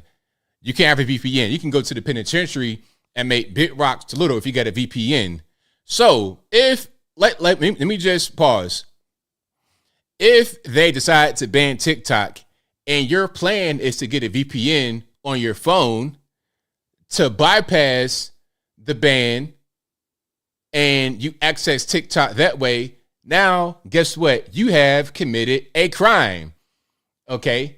You have committed a crime. Now, would it be a felony? It might be. Hold on. Here's the penalty. Let me read it. In general, a person who willfully attempts to commit, or willfully conspires to commit, or aids in the bets, etc., unlawful act described in A shall, upon conviction, be fined not more than $1 million, or if a natural person may not be in prison for not more than 20 years, or both. Wow. 20 years in the penitentiary and $1 million fine. And the penalty, it's a minimum imprisonment of 20 years and a minimum fine of $250,000 or $1 million, depending if you knowingly did so to access banned content. The bill gives the federal government the power to monitor any activity used by these suspected devices, virtual or otherwise. Essentially, they can monitor what you are doing at home 24/7 without even informing you. This includes things such as routers, video games, streaming apps, smart thermostats, Ring cameras, basically anything that uses the internet. Now, the real terrifying part of all of this. Hey, you know what? Okay, now I knew that I was gonna say that I wasn't gonna share what I have from my Ring camera. I'm gonna tell you what I got. I got a UFI, EUFY, UFI. And the thing about UFI cameras is that they access your local network, but there's no cloud storage. I have local storage, so they can't access it on the cloud. Now, I'm not sure if they can intercept my internet connection at the house, my local network. I'm not sure if they can do that. But what they can't do is access any kind of cloud storage. I don't have anything on the cloud on my UFI camera. This, as if that all wasn't terrifying enough, is that the bill goes on to state that this will happen by the president appointing a secretary of communication. That secretary then forms a group on their own without any voter input whatsoever. This group can have meetings behind closed doors. They don't have to disclose anything. They can ban and deem anything inappropriate or a risk to security at any moment in time. And if they do, they can go through your instant messages, your emails, texts, basically anything that uses the internet, and they can censor it. So in summary, this bill can effectively ban anything the government deems inappropriate extremely quickly without warning. The ramifications of this range from breaking up mass communication methods to even watching the cameras in your home, aka spying on you. It really is that bad, and I am not speaking. So there we go. I mean, the bill, again, I posted it right there in the chat. You guys can check it out. You guys can read it. Yeah. See, my thing, I already know a lot of this. They can already, that's why I said, I was talking about, before I even watched this is my very first time watching this. Before I watched this video, I was already talking about how you got to have that end-to-end encryption, and the government already tried to break that through Apple. if you have end-to-end encryption, there's no way they can't break it. They can't spy on you. Now they might be able to put some kind of device in your phone that can read keystrokes like TikTok. Funny how that works, right? That's why I said the whole thing about data harvesting was a red herring, because they already do that, or they're going to try to do it. But if you have end-to-end encryption, you got WhatsApp, that's end-to-end encrypted. It's a Facebook product, but it's end-to-end encryption, so it's good for being able to text and whatnot. Also, what else? FaceTime is end-to-end encryption. Yeah, you need that. You need encryption. You need better security. And, VPNs are good, but now they're going to try to crack down on VPNs. That's crazy. So here we are, 2024. We're in 1984, aren't we? But if you like what you're hearing so far, please give the video a thumbs up. Like the video, share the video, do all that good stuff. That'll help me out tremendously. Now, I want to play, I think, about 2 more videos, shall we? 2 more videos, and then we're going to get to the calls. But I got to play this here. All right, y'all give me a second, and then I would keep. Matter of fact, I got a few more. Give me a little bit of time. This was a really good one from a South Carolina rep. This is great. The pressure in here in Columbia is for me to not even vote red on the board. Y'all might not know this. A dark money entity that was created on Tuesday, the day after we voted for this, I went home and a attack piece went out in my whole district about the fact that I voted for this.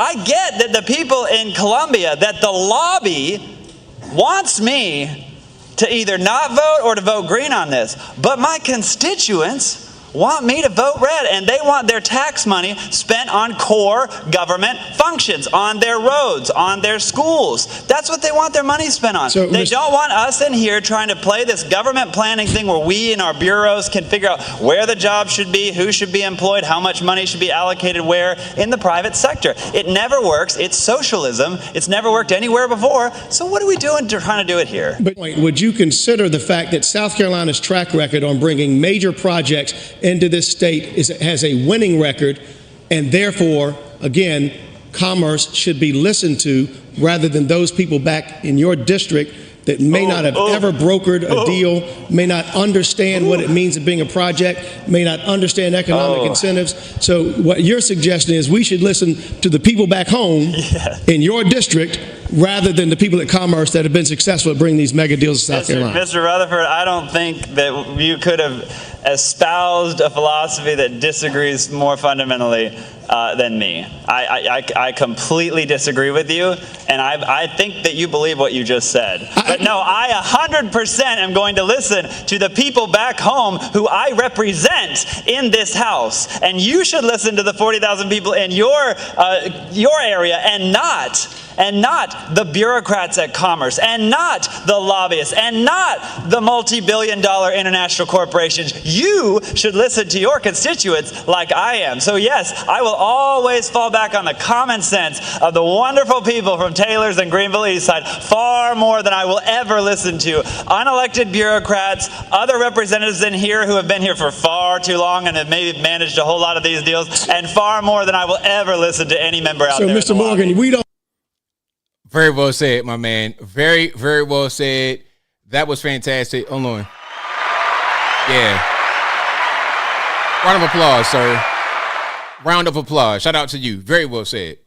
You say he won't last long. Hopefully they don't try to get him out the way. Let him stay there. Let him stay and do what he's got to do. 100%. All right. So yeah, said he got Henny in the cup. That's hilarious. Shout out to you, KJ. Said he got that Hemp Rock in that white cup. That's hilarious. Yeah, got the liquid courage, but nah, that was right on point. Absolutely. Somebody said fruitcake. I don't know, man. He might be, might not be. I ain't worried about that man's business in his bedroom. You know, that's his business. He ain't said nothing about that. What he said was right on point. You know, if he got something going on in his bedroom, that's his business. Don't put it in front of my face. I don't care. Now, here's something else I want to show you guys. This is some AI.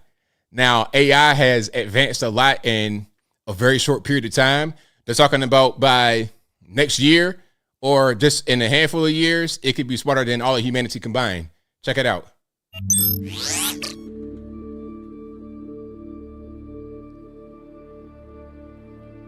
Hold on, let me see. So it says speech-to-speech reasoning, end-to-end neural networks, OpenAI.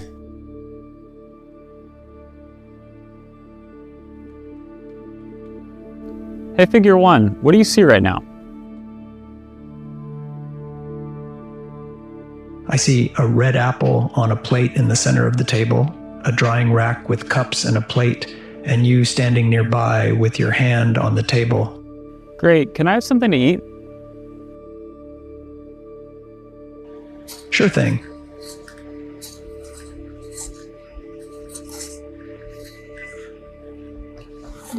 Great. Can you explain why you did what you just did while you pick up this trash?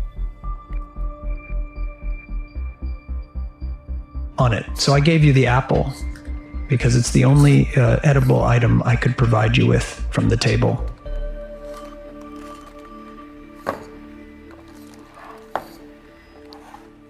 Great. Yo, is this Terminator right here? Is this a baby Terminator?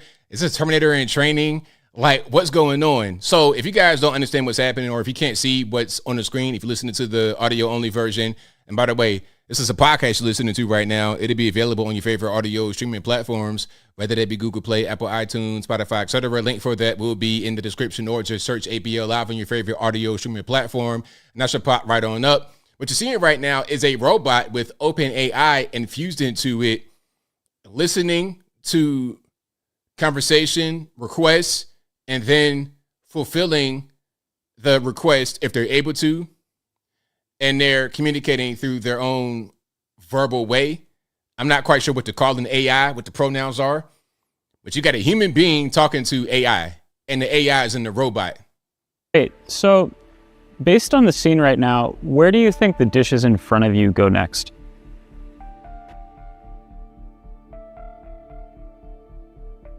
The dishes on the table, like that plate and cup, are likely to go into the drying rack next. Great. Can you put them there? Of course.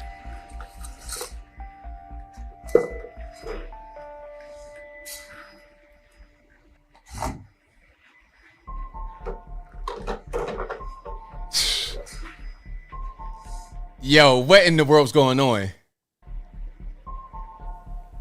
All right. So how do you think you did? I think I did pretty well. The apple found its new owner, the trash is gone, and the tableware is right where it belongs. I agree. Thanks, Figure One. You're welcome. If there's anything else you need help with, just let me know.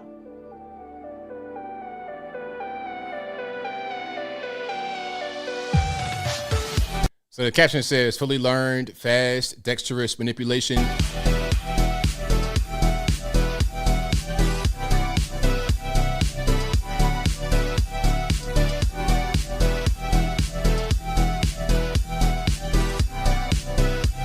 Hey, you're right about that, Santo Bartes. Santo Bartes says the creepy part is the pausing in speech. Yeah, it's very human-like, ain't it? It's not so robotic, but it is a robot.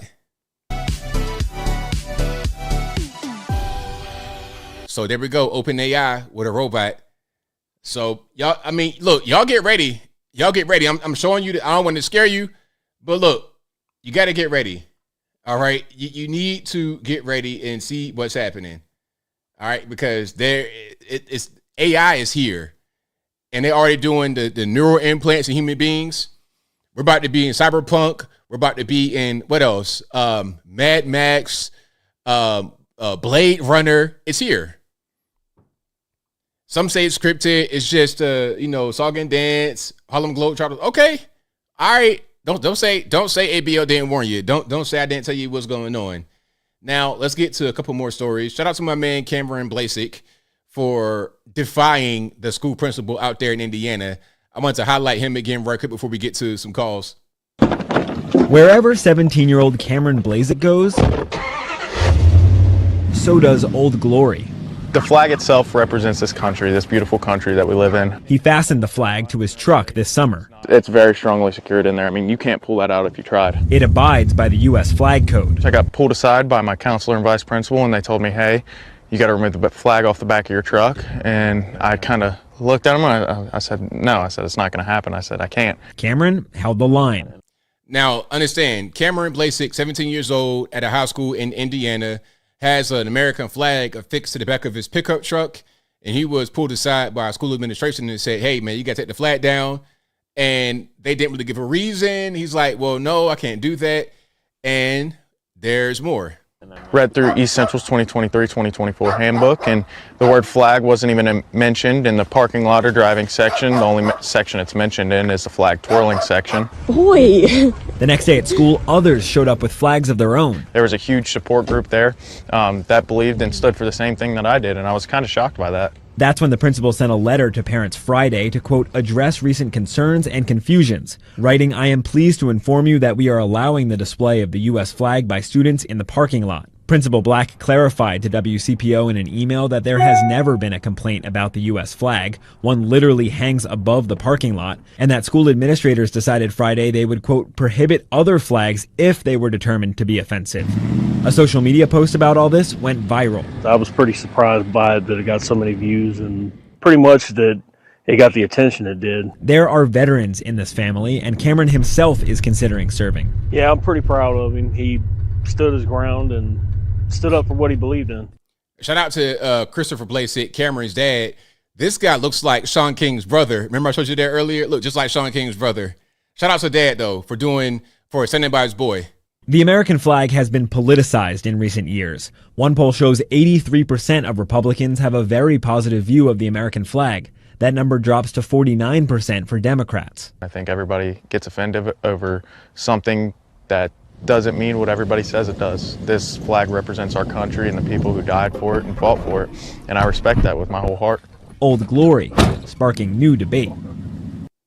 Right on. Shout out to my man Cameron. Shout out to Chris, the dad, for standing up for what's right, the American flag. It's crazy that in 2024, we're having debates on whether you can fly the American flag. Remember, 9/11, for you guys that are my age or older, remember all the unity? Everybody had the American flag. I remember that like it was yesterday.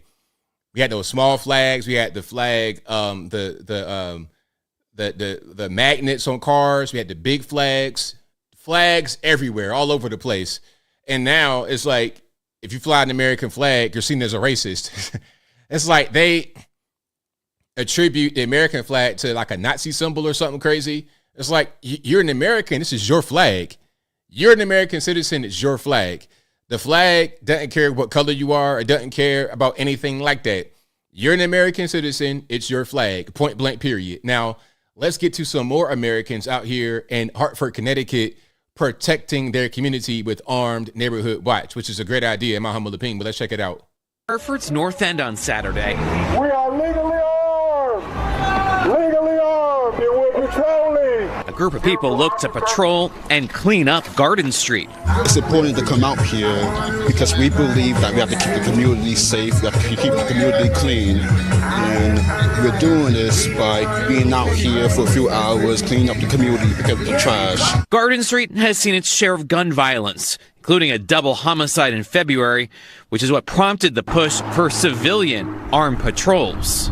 The people on Garden Street came to us and asked us for help. While there did not appear to be open carry, which is banned in Connecticut, organizers previously told us those armed would be licensed and have concealed weapons. They were part of Minister Cornell Lewis's self-defense brigade. We are not vigilantes.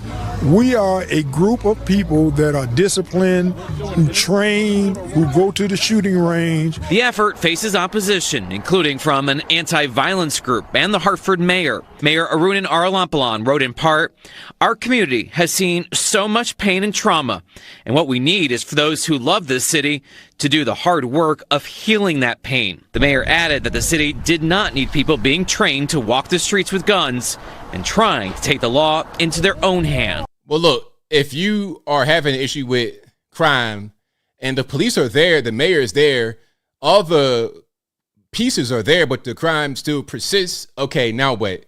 Why can't we as citizens protect our own community? Why can't we use our rights? Why can't we use our might and protect? Again, not vigilantes, not trying to go out here and be Ninja Turtles, Casey Jones, all these people just knocking folks upside the head for no reason. Nah, we're just protectors. We're not agitators. We're protectors. There's a difference. Can anybody go to the gun range? Earlier, there was a talk about gun rights, including how to get a permit, safe storage and carry, and personal use. The founder of the brigade says they plan to do the patrols a few times a week. We'll be patrolling at night. So it's not just a one-time thing. It's going to be on a consistent basis. So there we go. Shout out to the guys out there in Hartford, Connecticut for protecting the community. Armed Neighborhood Watch. That's right on. And don't agitate. Don't follow somebody from the store for no reason when they tell you not to. Just protect the community and go about it that way. Okay? Using your pistol, using your firearms should be your last resort. But if you like what you're hearing so far, please give the video a thumbs up. Like the video, share the video, do all that good stuff. That'll help me out tremendously. Exactly. A deterrent to crime. A deterrent. That's all. That's all you got to be, is a deterrent. So shout out to them for taking the community back 100%. All right, let's keep on going here. We got calls on deck, but first we got to get super chats. Let's start from the top. Shout out to Garfovsky, who says, keep it up. ABL will do. Thank you for that. Thank you to Apple Bacher All Puff Daddy, who says, FDNY boot Letitia James, now Commissioner Laura Kavanaugh looking for them. What is this? High school? Women want equal rights, but can't take booze. Exactly. It's crazy.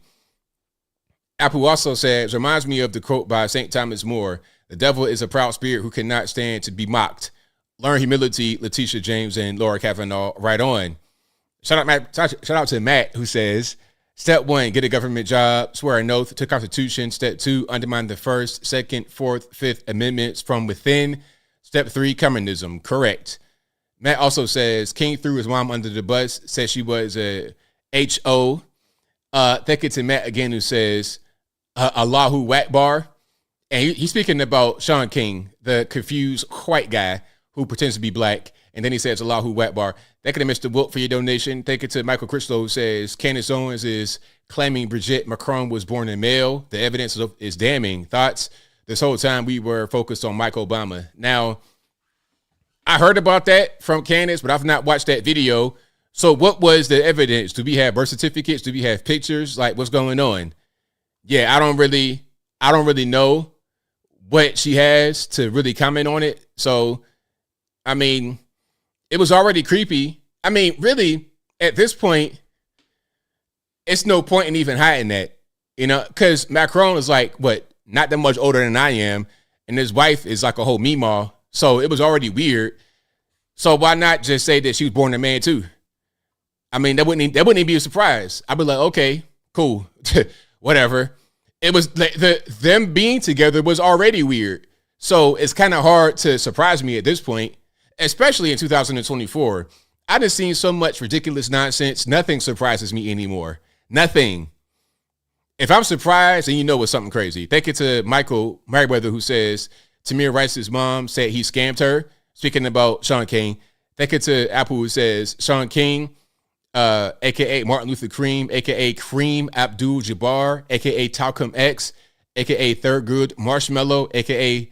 Barack Obama, a.k.a. Snow J. Simpson, a.k.a. Seashell O'Neal, a.k.a. Cotton Eye CeeLo, a.k.a. Milk Chamberlain. Cotton Eye CeeLo was fantastic. A combination of Cotton Eye Joe and CeeLo, great. Just great. And then CeeLo, like sugar, fantastic. And then Milk Chamberlain, shout out to him. Thank you to Mr. Wilk, who says, if ABL calls you sir, you know you effed up. 100%. You know that you're doing something wrong there. Thank you to Apple, who says, why are white, awful, affluent white female liberals so ugly, both on in and outside? Thank you to Lorna, who says, child of 60s, mom stayed home and military home. Shout out to you. Thank you to Spencer T, who says, Tommy G dropped a great video about Mayor Tiffany. Tommy G, I'm not quite sure who you're speaking about, but shout out to him. And shout out to you for your donation. Thank you to Apple again, who says, that awful should know J6 was an inside job. That awful AWFL, if you don't know, affluent white female liberal. That awful should know that Democrat J6 committee hid exculpatory evidence that exonerates President Trump. Apple also says, hey, ABL, you agree with William Spivey, who asks, where the black people at in the TV miniseries Shogun, historical fiction set in medieval Japan. I have no idea anything about that. Let me see if I can find it right quick. Wait a minute. Let me see if I can find it. All right, hold on. Okay. Let me see. Oh, yeah. Here we go. Oh, wait. All right. Check it out. And this article from Level says, "Where are the black people in Shogun?" Written by William Spivey, March 8, 2024. There's a Japanese proverb that says, "For a samurai to be brave, he must have a bit of black blood." If that's the case, FX's monster hit Shogun has a lot of scared swordsmen. Really? I mean, I don't know if there was any black folks in Japan. I don't think so. I mean, if there was, I can't tell. Show me the black samurai. Well, I think there was some black, like a black samurai I heard about. I forget his name. I'm not going to say there wasn't.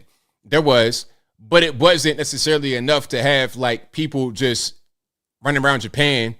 I don't see a bunch of Naomi Osaka's over there in Japan right now today, 2024, unless they came to the island recently.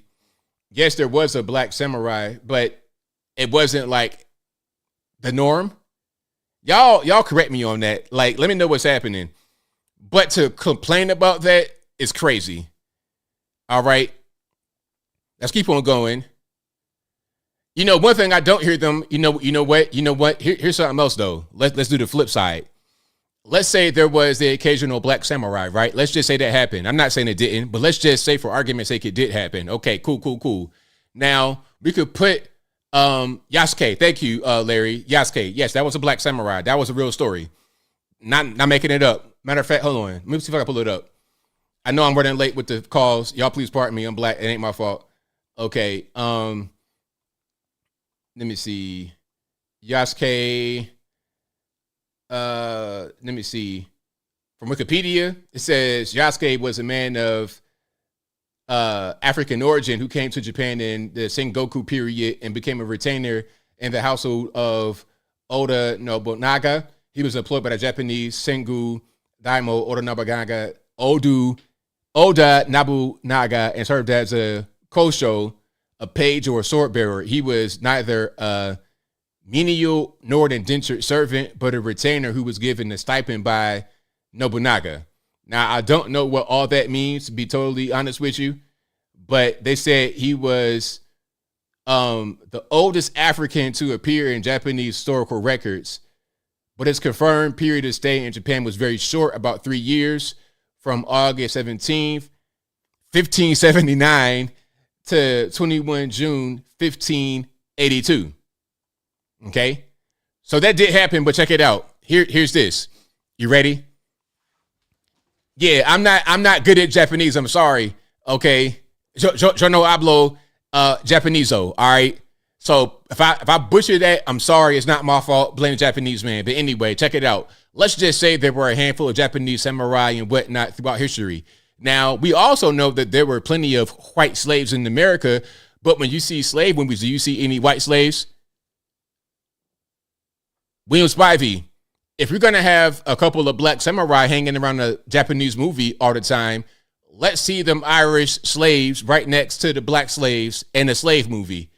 Okay, I don't want to see no more Jaimin Hansu, give us free, all that. I don't want to see no more of that. I want to see the white man right next to the black man in the cotton field, in the salt mine, in the coal mine, in the river, fishing, hunting, building. I want to see all of that. Oh, they weren't slaves. They were indentured servants. I don't care where they at. In any slave movie, you never, ever, ever, ever see no white man doing anything other than being the owner. But we know that wasn't historically accurate. We know there was black slave owners and there was white slaves, but you don't see that in these movies. Where's the article from William Spivey about that?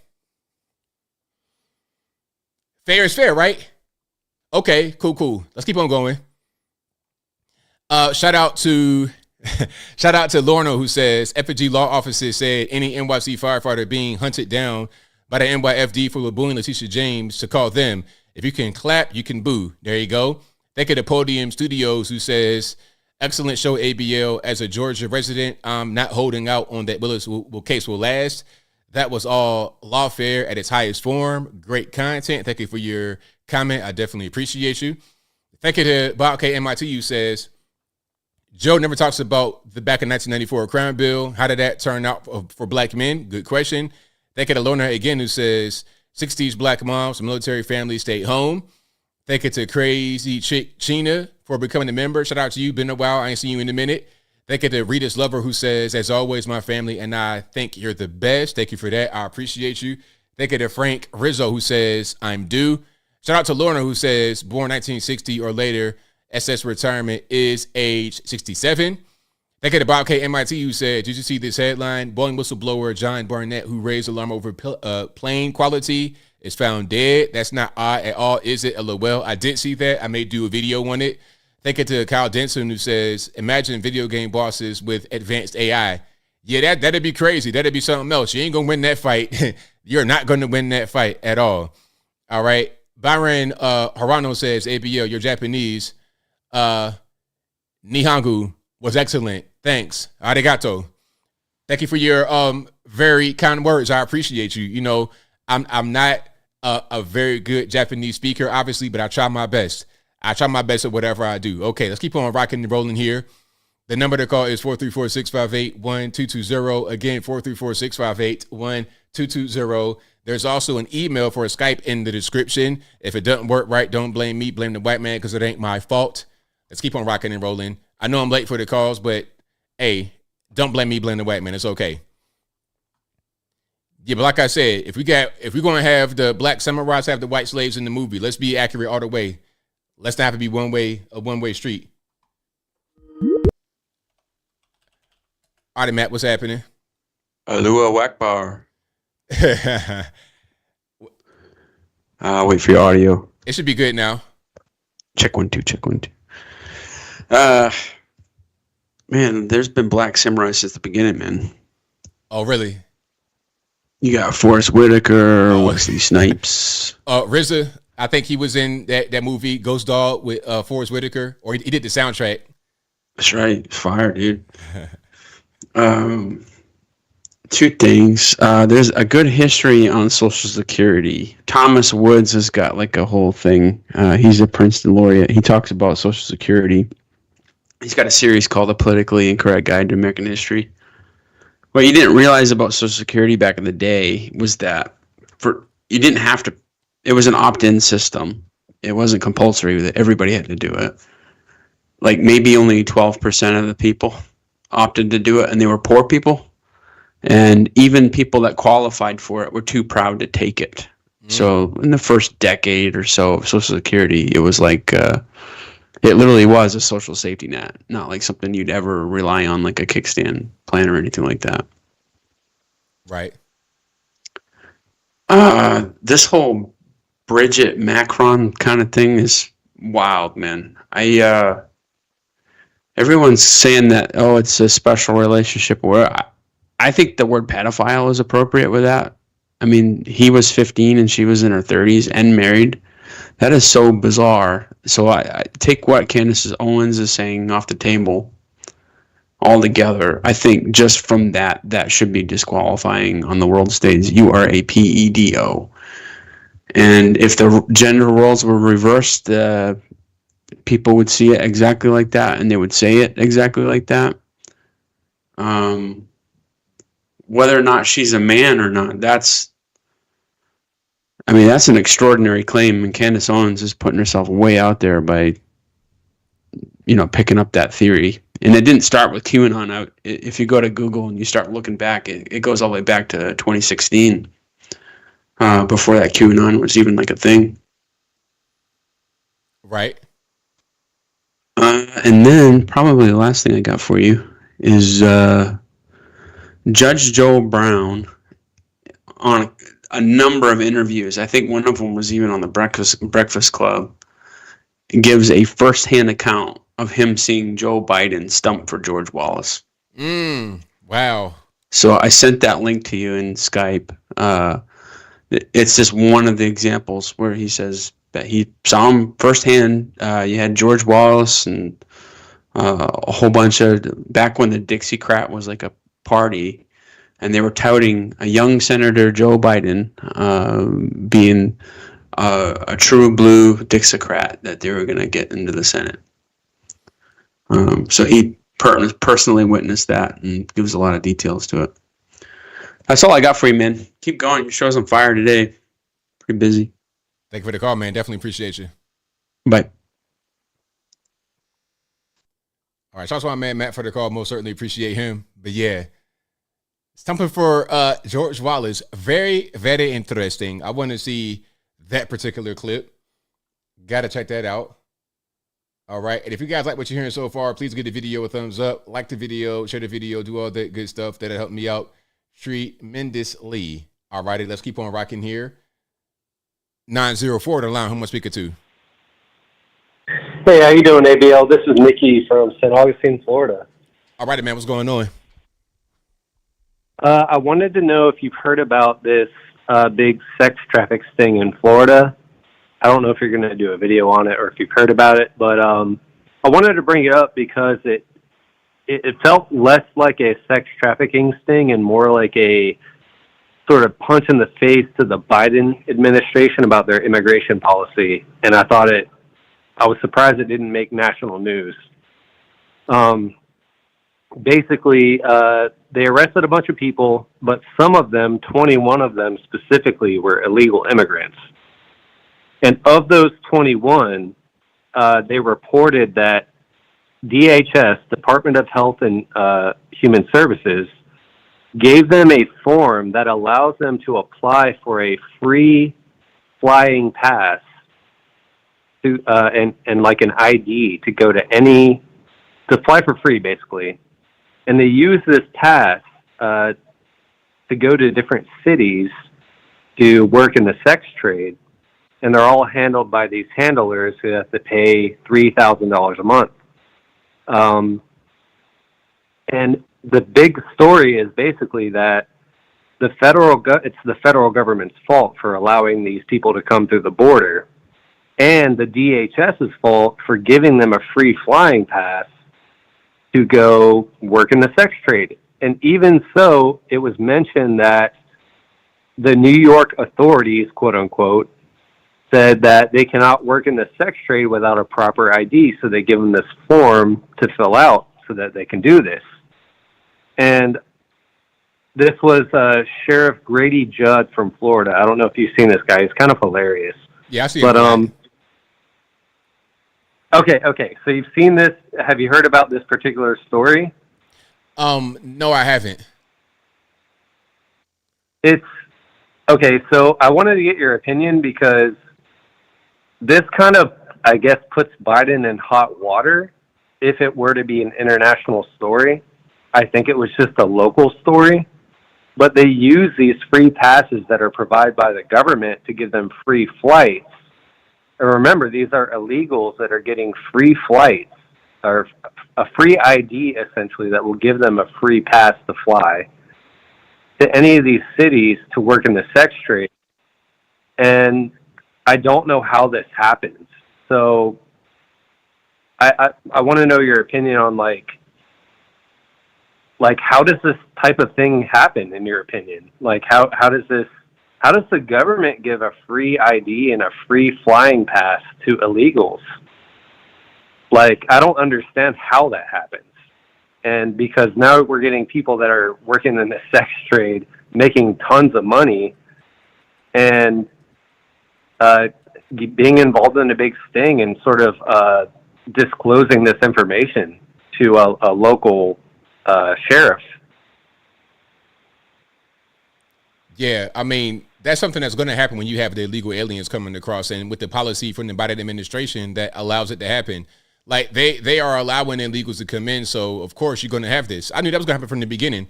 Like, and do you know if these are Hispanics, if they're Asian, Chinese? Like, do you know any of that? No, they did not. Well, they did actually show some of the races, like in the video where the sheriff is giving his public statement. He presents some pictures of these different people who were involved. Some of them are the I actually think he blocks out the pictures of all the illegal aliens. Unfortunately, he has this like big board full of people's faces, but he blocks out. I don't know if this is like a legal thing, but he must have to hide their identity for some reason.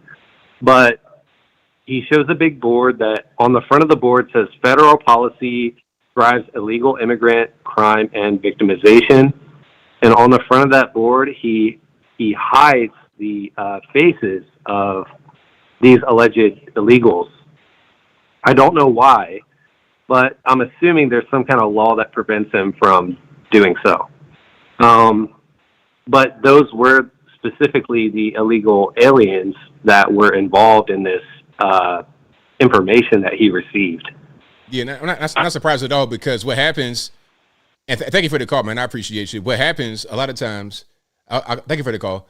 What happens is the illegal aliens, they are often trafficked. It's very common with the Chinese. You see it all the time. When you see a massage parlor get raided, a lot of times they'll show the women in there, and they'll be kind of older Chinese women that speak no English at all. What happens is they're being trafficked, and they go work in the massage parlors, and they'll come in illegally. They'll be totally illegal, no documentation, no nothing, no English, no nothing. So I wouldn't be surprised if all the illegal aliens were Chinese nationals. We know that Chinese are like the hottest group coming into the border, more than any other group aside from straight up like Central Americans, because it's right there. The Chinese are probably the biggest group coming into the country illegally that don't live like right there on the border. It's the Chinese. That's probably what's going on. Okay, you're talking about prostitution. Yep, massage parlor, illegal alien. Because why would there be this big sting of illegal aliens specifically that's engaged in the sex industry? You already know what's going on, and they're traveling city to city. Okay, sunny high fun massage parlor 2 in Nowhereville, USA. Okay, go out there and then go to the next one and the next one and the next one. That's what's going on. And when you have the illegal aliens being able to come in, you're going to fuel that trade. It's big business. You're just allowing the cartels to flourish. 504, you're online. Who am I speaking to? Hey, ABL. It's Alien Spaceship. All right, man. What's going on? All right.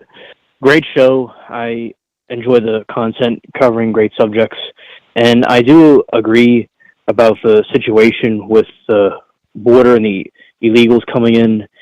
As we've been talking about it every so often with the different calls, we're starting to see it unfold. And it's certainly a lot of the things that I and others are talking about are happening.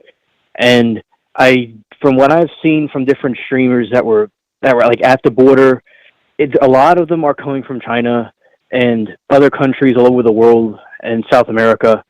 Really nothing come from Mexico directly. But yeah, they're like from all over the place. These strange countries you probably would never even heard the name of. And you wonder what they're up to. And obviously, in my opinion, it's nothing good. Right, absolutely.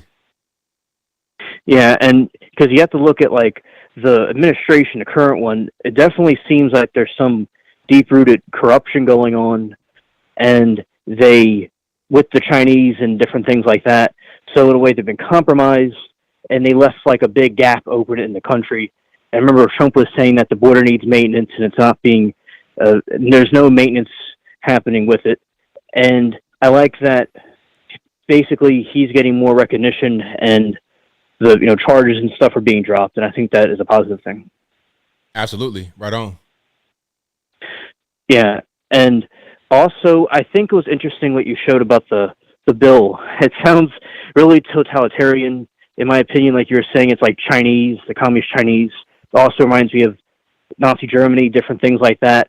Like they'll do a straw man or a red herring, like you said, and they'll like pick a little thing and they'll twist it around and make a big thing out of it, like a false flag. And then they could put all this other stuff in there. It has to do with like lawyer stuff.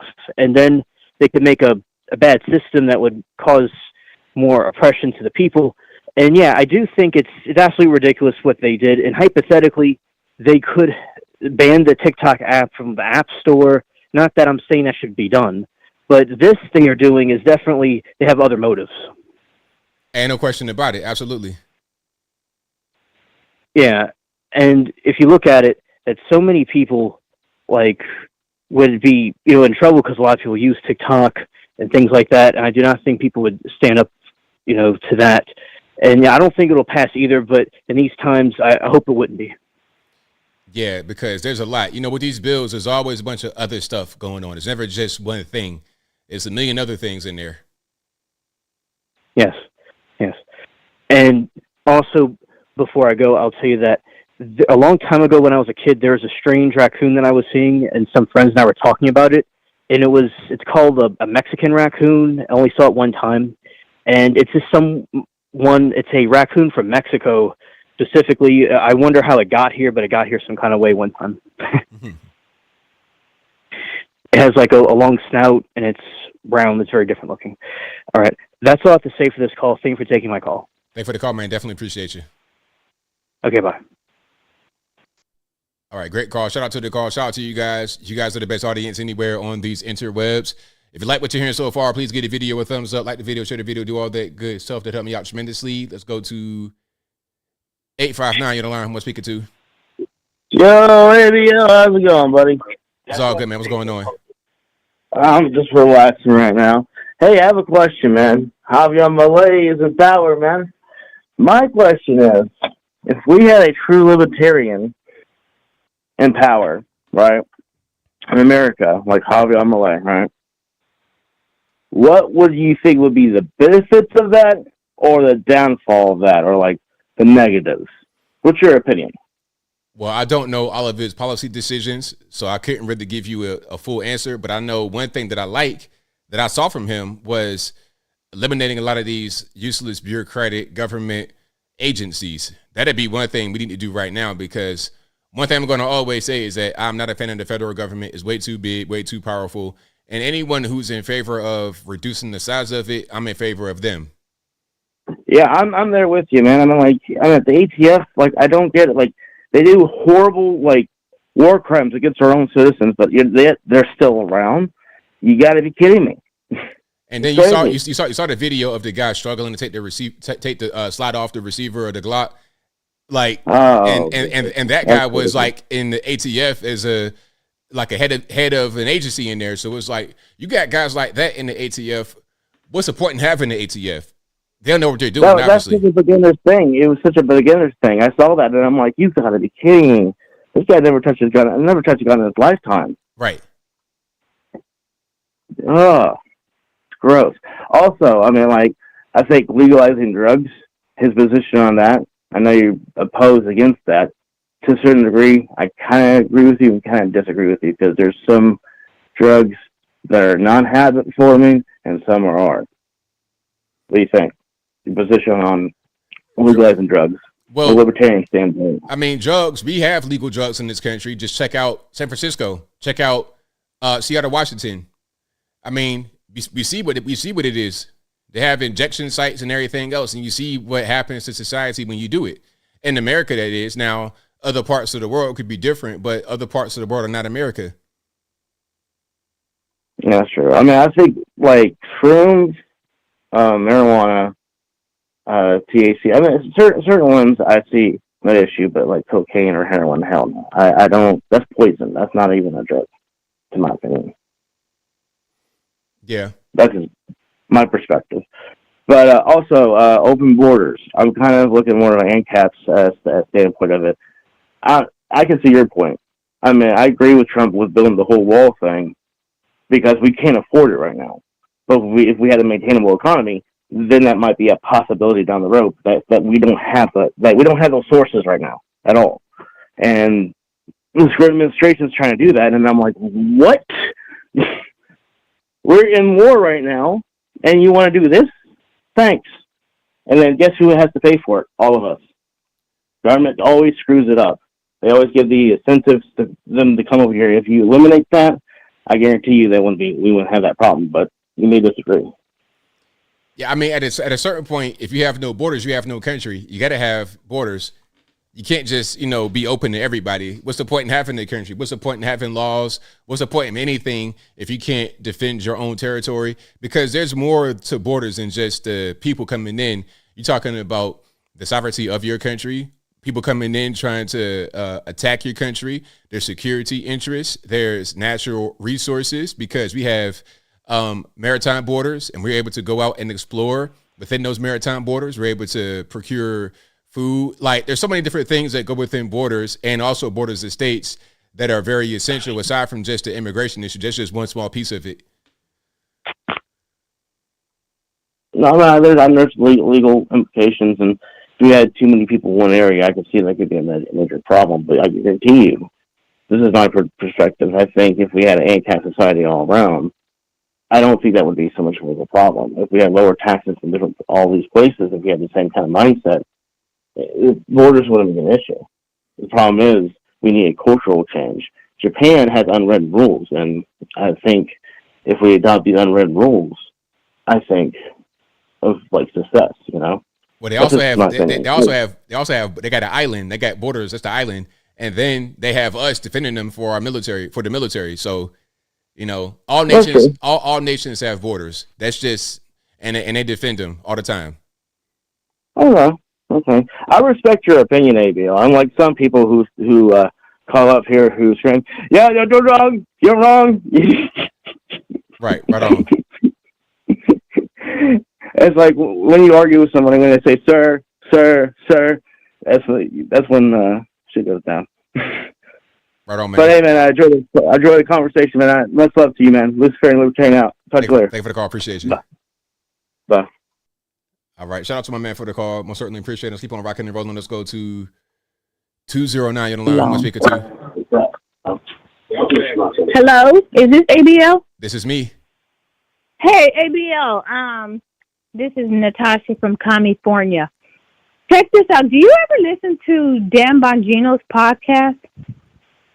No, because I don't listen to so much political stuff, because I don't like to have people's opinion get into my head, and I try to repeat what they say. So I try to stay away from political content, but I like him. He's a good guy. Okay, well, he served as a on the Secret Service in the Obama detail, right? Okay. So this dude knows his stuff. You know what I heard today? He said Ken Buck, the representative from Colorado, is stepping down. So he said he's not going to serve out his full term, and it's going to further make our lead in the House, smaller. And check this out. Ken Buck even said that more people were supposed to step down too. And do you know what that means? That means if Trump gets elected and we don't have the House anymore, they're going to contest the election, and then Hakeem Jeffries is going to be the speaker.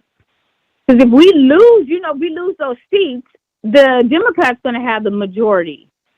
And then that means they're not going to, what's that word when they do the election? Certify? You know how they did. Yes, they're not going to certify the election, saying that so they won't give the win to Trump. Ain't that crazy? That won't happen, because if it does, now you created a precedent, because that was what they said that we were trying to do on the right. So if they do that, then they can't say that you can't do that anymore unless you want to destroy democracy. They're going to set the precedent that says it's okay to contest elections. So now that'll always happen. So I don't see that happening. Okay. But you know what? You see what he's saying, though. It kind of makes sense, right, that it could happen. But check this out. Democrats don't really have democracy. They have what they call democracy. They killed democracy in 2020, in my opinion, when they did what they did with all those mail-in ballots. We don't have a democracy, a real democracy, voting democracy in this country anymore. They want full power. And just like we were talking about the TikTok thing, what's going on? They want to turn this country into communist China. Democrats never want to get out of power. Yeah. It's crazy. We got to watch out. Seriously. Whoever live in Colorado, seriously, you need to make sure that when this man steps down, that they get another Republican in there. And he also said something about Lauren Boebert. She's supposed to be moving districts or something like that. People need to really check. Seriously, we gotta be up on all of this stuff. Because it's sad. This country, man, I never think America would go this route. And I'm like, this is a free country. Why do they want to change it? What is it? Somebody got to help me understand. I don't get it. Yeah, it's a lot going on. It is a lot going on. But people that's listening to the live right now in Colorado, you guys need to do something because I don't know. That's it. I just wanted to, bring that to the attention of whoever in Colorado. If people don't listen to Dan Bongino, but he's I'm serious. You should listen to him. Right on. So thank you for your call. Definitely appreciate you. Okay. Have a good night. Same to you now. Okay. Bye. All right. Shout out to the caller. Great call. Shout out to you guys as well. You guys are the best audience anywhere on these interwebs. All righty. Let's go to 470. You're on the line. Who am I speaking to?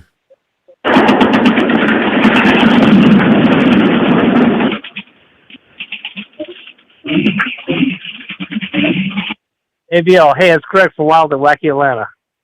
All righty, man. What's going on? Yo, well, you hear the shooting in the background. I'm about 2 miles behind enemy lines. I'm fighting off the communists here. Keeping them at bay. You know how it goes. Got about 5,600 rounds here. I'm ready for them. So anyway, that was for NKM. He likes hearing the war sounds. So I got to keep him happy. He's one of my fans. So anyway, wow, man, I'm really celebrating Trump's victory last night and win the primary election here. He won 1,249 delegates. So, wow, he went over by 34 delegates. That's great. Absolutely. Yeah, that was a foregone conclusion. We knew he would do that. Yeah, well, I didn't know if they were going to tamper with this election, too. So, you never know since 2020. But that's great. So I'm celebrating that. Also, that BS with Raffensperger, the little traitor. Remember in November 2020 how he recorded Trump illegally and accused him of, election interference when he wasn't doing election interference. That was what the left did by stealing the election in the first place. And by the way, is anybody forgetting that the fact that it's illegal to record somebody on the telephone in Georgia without their knowing? Yeah. Oh, yeah. Interesting. Yeah. If you call somebody in Georgia and you want to record them, you have to let that party know that you're recording them. So they're complaining about Trump doing something illegal when he didn't do something illegal, and Raffensperger was doing something illegal by recording Trump on the telephone call. Right. Yeah. So, that's an interesting point to bring up. You should tell your friends that. That's illegal. So, yeah, it got thrown out. So that's great. So we're paving the way right now to Trump's victory. So, there's no turning back now. So anyway, what's your take on the election? Are you nervous or what? I'm not Coming nervous. Up in November? I'm not nervous at all. Yeah. I know they're going to cheat again, of course, but they don't have the whole virus thing to mask their cheating with, I don't believe in the cheating situation. I think that's a state-to-state issue, and I think that certain states that could do something like that are anti-Trump would not go for Trump anyway. I don't think it's going to be a problem this time. Maybe I think in Fulton County it's going to be a problem though. I think all kinds of shenanigans last time. They did some things. I think what's the governor? What's the governor's name? I forget. Brian Kemp. He did some things to preserve election integrity throughout the years ever since the 2020 situation. So I think it'd be much tighter, a tighter ship this time. So I don't think it's going to be a problem. Also, what's this going on with Haiti? I just found out through your show tonight that we have troops in Haiti. Yeah, so there's instability. So I'm a couple days behind the news. I don't know what's going on. Fill me in, please. So long story short, there's instability. The president stepped down and left. So now we're kind of like dealing with criminal gangs, warlords running the country. And there's a lot of violence happening. So there's been some troops deployed to maintain some stability or try to get stability back, basically. Oh, boy. So we're going to get into a third war under Obama. I'm not sure. It might not be a war, but it's something. Sorry, no, I meant Biden. Same thing, you know. Right, same difference, yeah. Right. And we really know who's pulling the strings of the puppet show here. Anyway, man, I'm still celebrating, Trump's victory, and I'm feeling positive, too. I think we're going to win. I just want to say I'm still ultra mega. Trump 2024, America first. You have a great night and be safe. Thank you for the call. Definitely appreciate you. Hey, one last thing. Watch out for Charles Barkley if you wear a Trump T-shirt around him or a hat, because you want him to punch you. Yeah, we don't want that, man. Thank you for your call. No, man. All right, man. Have a good night. Thanks. Bye. All right, shout out to my man for the call. Most certainly appreciate him. Yeah, you don't want Chuck to run up on me. Okay, I'm not a fighter, but I like to do something else. But the number to call 434-658-1220. All right. You're on line 52-347. Hey, is it ABL? Yes, it is. Oh, hey, how you doing? Yeah, I'm just calling. I saw what is it? A video of yours. I think it's about a month or two old or something about the healthcare workers that are scared to go out on their lunch break in Oakland downtown. Yeah. So my thing is, like, when I was watching, I noticed something when they were interviewing like the younger people were like, oh, you shouldn't be afraid to live your life, this and that, da da da. I mean, that's cool when you're younger and all, but when you get older, I mean, I'm only 43, I'm not that old, but I'm saying when you get older, you don't really want to just, especially when you're working for a company like that. I mean, you want to go on your lunch break and be relaxed. You don't want to be cooped up in your cubicle all day. And I mean, I just think it's just unfortunate that Oakland's, putting their citizens through that, or maybe they're putting it to themselves. I mean, by staying there, but I mean, if people that have lived there their whole life, I mean, it's hard to just get up and move. I understand, but I mean, it's just, it's just an unfortunate situation all around. I just want to say that, man, that was a good video. Well, thank you for that, man. Definitely appreciate it. Yeah. So anyway, yeah. If you have a good night, man. I just wanted to say, yeah, man, that was an awesome video, man. It really kind of made my day. It brightened my eyes up. Thanks a lot, man. Thank you for the call. Definitely appreciate you. All right. All right. Shout out to the caller. Yeah, man, it's rough out there in Oakland. I'm not going to visit. Not going to live. I'm going to just stay over here on the east. 773 on the line. Who am I speaking to? ABL, it's your retired Chicago police officer friend. Thanks for taking my call. I wanted to touch on the points with that Kathy Holcomb that was saying that she wants to ban the National Guard from having long rifles in the subway system. Yeah. They always have that narrative that the police are the instigators. And that's what the narrative is of the Democrats and some of these, in some of these cities like mine and in New York, is that they don't like the aggressive look of the police. Well, that's a tool that we have.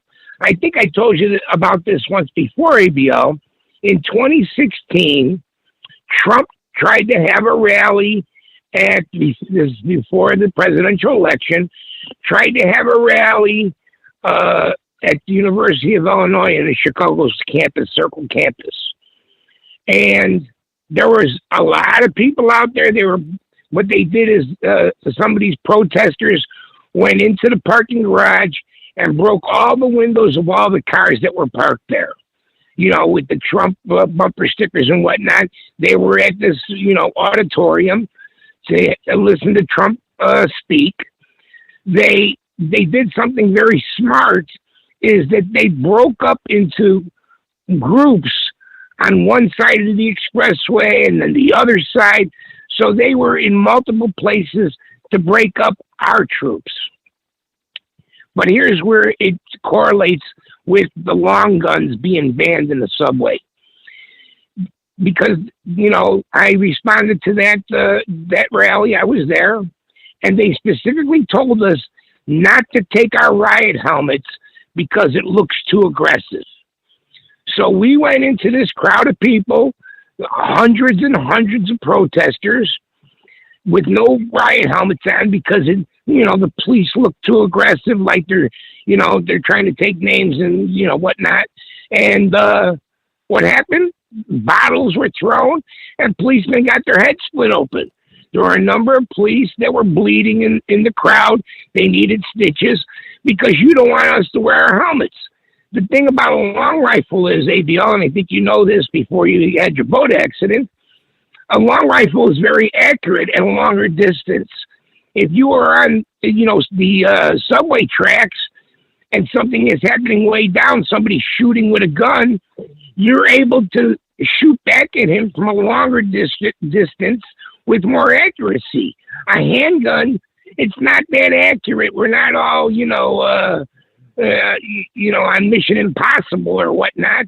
The accuracy of a handgun is only so far, especially if you're not the greatest shot.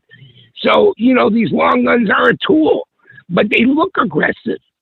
The police look aggressive. So what? Behave yourselves. So that's what that's about. That's all that's about. It's about the way it looks. And then more importantly, and this is the real point I want to make, is with the fire department in New York City. So this Letitia James, that letter that was sent out after she was booed on stage, what it said was that, she was booed. It's unprofessional. We're going to hunt down the perpetrators of the booing.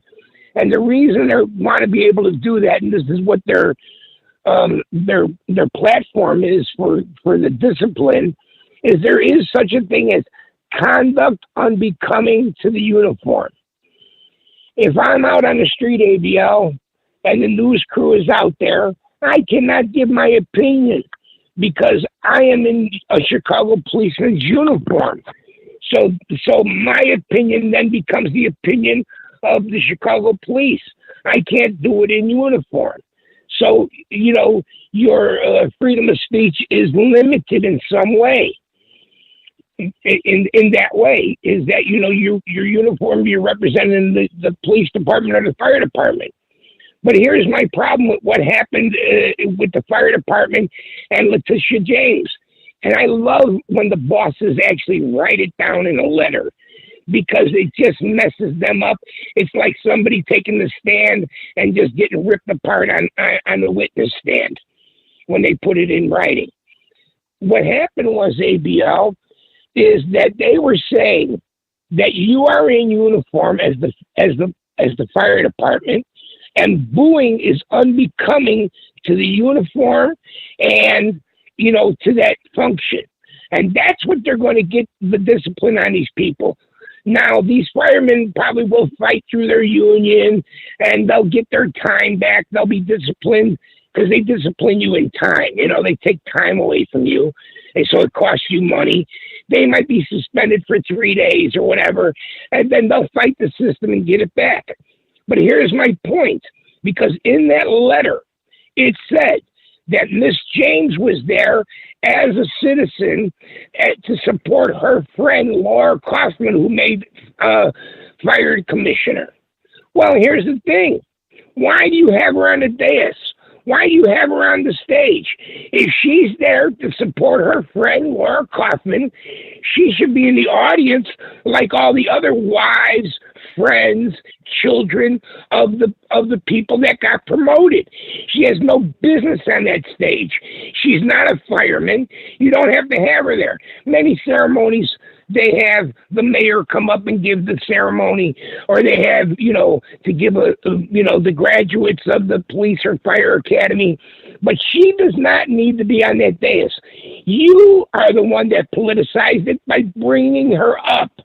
She's not part of the fire department, and she has no business being part of it. And once that letter came out, what their union should have did is they all should have came forward as one body to protest that, what are you going to do now? So everybody that was there is now coming forward and saying, we agree with this. Whether I yelled out or booed or not, we all stand behind each other. Now do something about it. You have to be as aggressive as they are, because they're not standing on the correct ground, because you are not in uniform. It's a promotional thing. This was not done. It's not a conduct unbecoming the uniform. I'm able to boo because you brought somebody up that doesn't even belong up here. We don't want you here. So anyway, ABL, that's my 2 cents. And I'll talk to you later. Thanks. Thank you for the call. Definitely appreciate you. Appreciate it. Great call. Fantastic call as always. And I think that will be a wrap for me. Shout out to you guys. You guys are the best audience anywhere on these interwebs. I'll be back live on the stream on Saturday, same bat time, same bat place at 8 p.m. Eastern Standard Time to right around right now, 11 p.m. Eastern Standard Time. But shout out to you guys for watching, retweeting, super chatting, whatever you're doing. I could not do the show without you. You're also listening to an audio podcast. It'll be on your favorite audio streaming platforms, whether it be Google Play, Apple iTunes, Spotify, etc. Link for that will be in the description, or just go to your favorite audio streaming platform and search ABL Live. I should pop right on up. I think I got all the super chats, but if not, I'm going to read those right quick. Then I wrap it on up, put the bow clean on top. Again, I thank y'all for joining. You guys are the best audience anywhere on these interwebs. Alrighty, I think I got one more. Shout out to Mika G, who says, great informative content. Thank you for that. Could not do the show without you guys. And of course, if you guys want to subscribe to Uncle ABL, I am putting out new content this week, and my goal is to put out 2 new videos every day, and eventually I want to do 3 new videos over there every single day. I got a lot of content I want to talk about, a lot of things I've been wanting to talk about, but I couldn't really put it over here. I didn't want to have it interfere with my regular political news, social commentary about what's happening in news. So lifestyle stuff, dating, relationships, physical fitness, food, maybe even some investment type stuff. I'm not going to tell you how to invest Bitcoin or Forex like the scammers be doing in the comments. I think Nigerians, I ain't going to do that over on Uncle ABL. I have really good stuff, good tips. I might even I got some HelloFresh boxes. I wanted to try that and see what's going on with that. I might even do something like that. Some cooking, like other kind of stuff that I'm interested in. A different part of me will be over there on Uncle ABL. So you guys, please subscribe to it. If you're not, we already got 12,100, which is up from the 8,000 I had on the previous ABL gaming. So we got 4,100 subs in a very few days, in a very small amount of days. Somebody's asking me, will Uncle ABL have call-ins? That's going to come next. Yeah, a lot of you guys, as soon as I started that, they were like, yo, we need the call-ins. We need the call-in. So I will. What I'll probably do at a certain point, once I really get my, did I say Eastern Daylight Time? That's crazy. Eastern Standard Time. But what I'll probably do once I start getting my upload schedule very consistent the way I want, doing 2 or 3 at least per day, I will be doing at least once a week live stream over on there. Maybe on a Thursday, something like that. Okay, is Uncle ABL worth watching? It depends. You might not like it. You might like it. It's all on you. Whatever way you go, I appreciate you for watching this video right now. If you never watch anything else, but you're right here right now, my heart goes out to you because I couldn't do it without you. So thank you. But that will be a wrap for me. So until next time, y'all be safe. I'm out, and peace.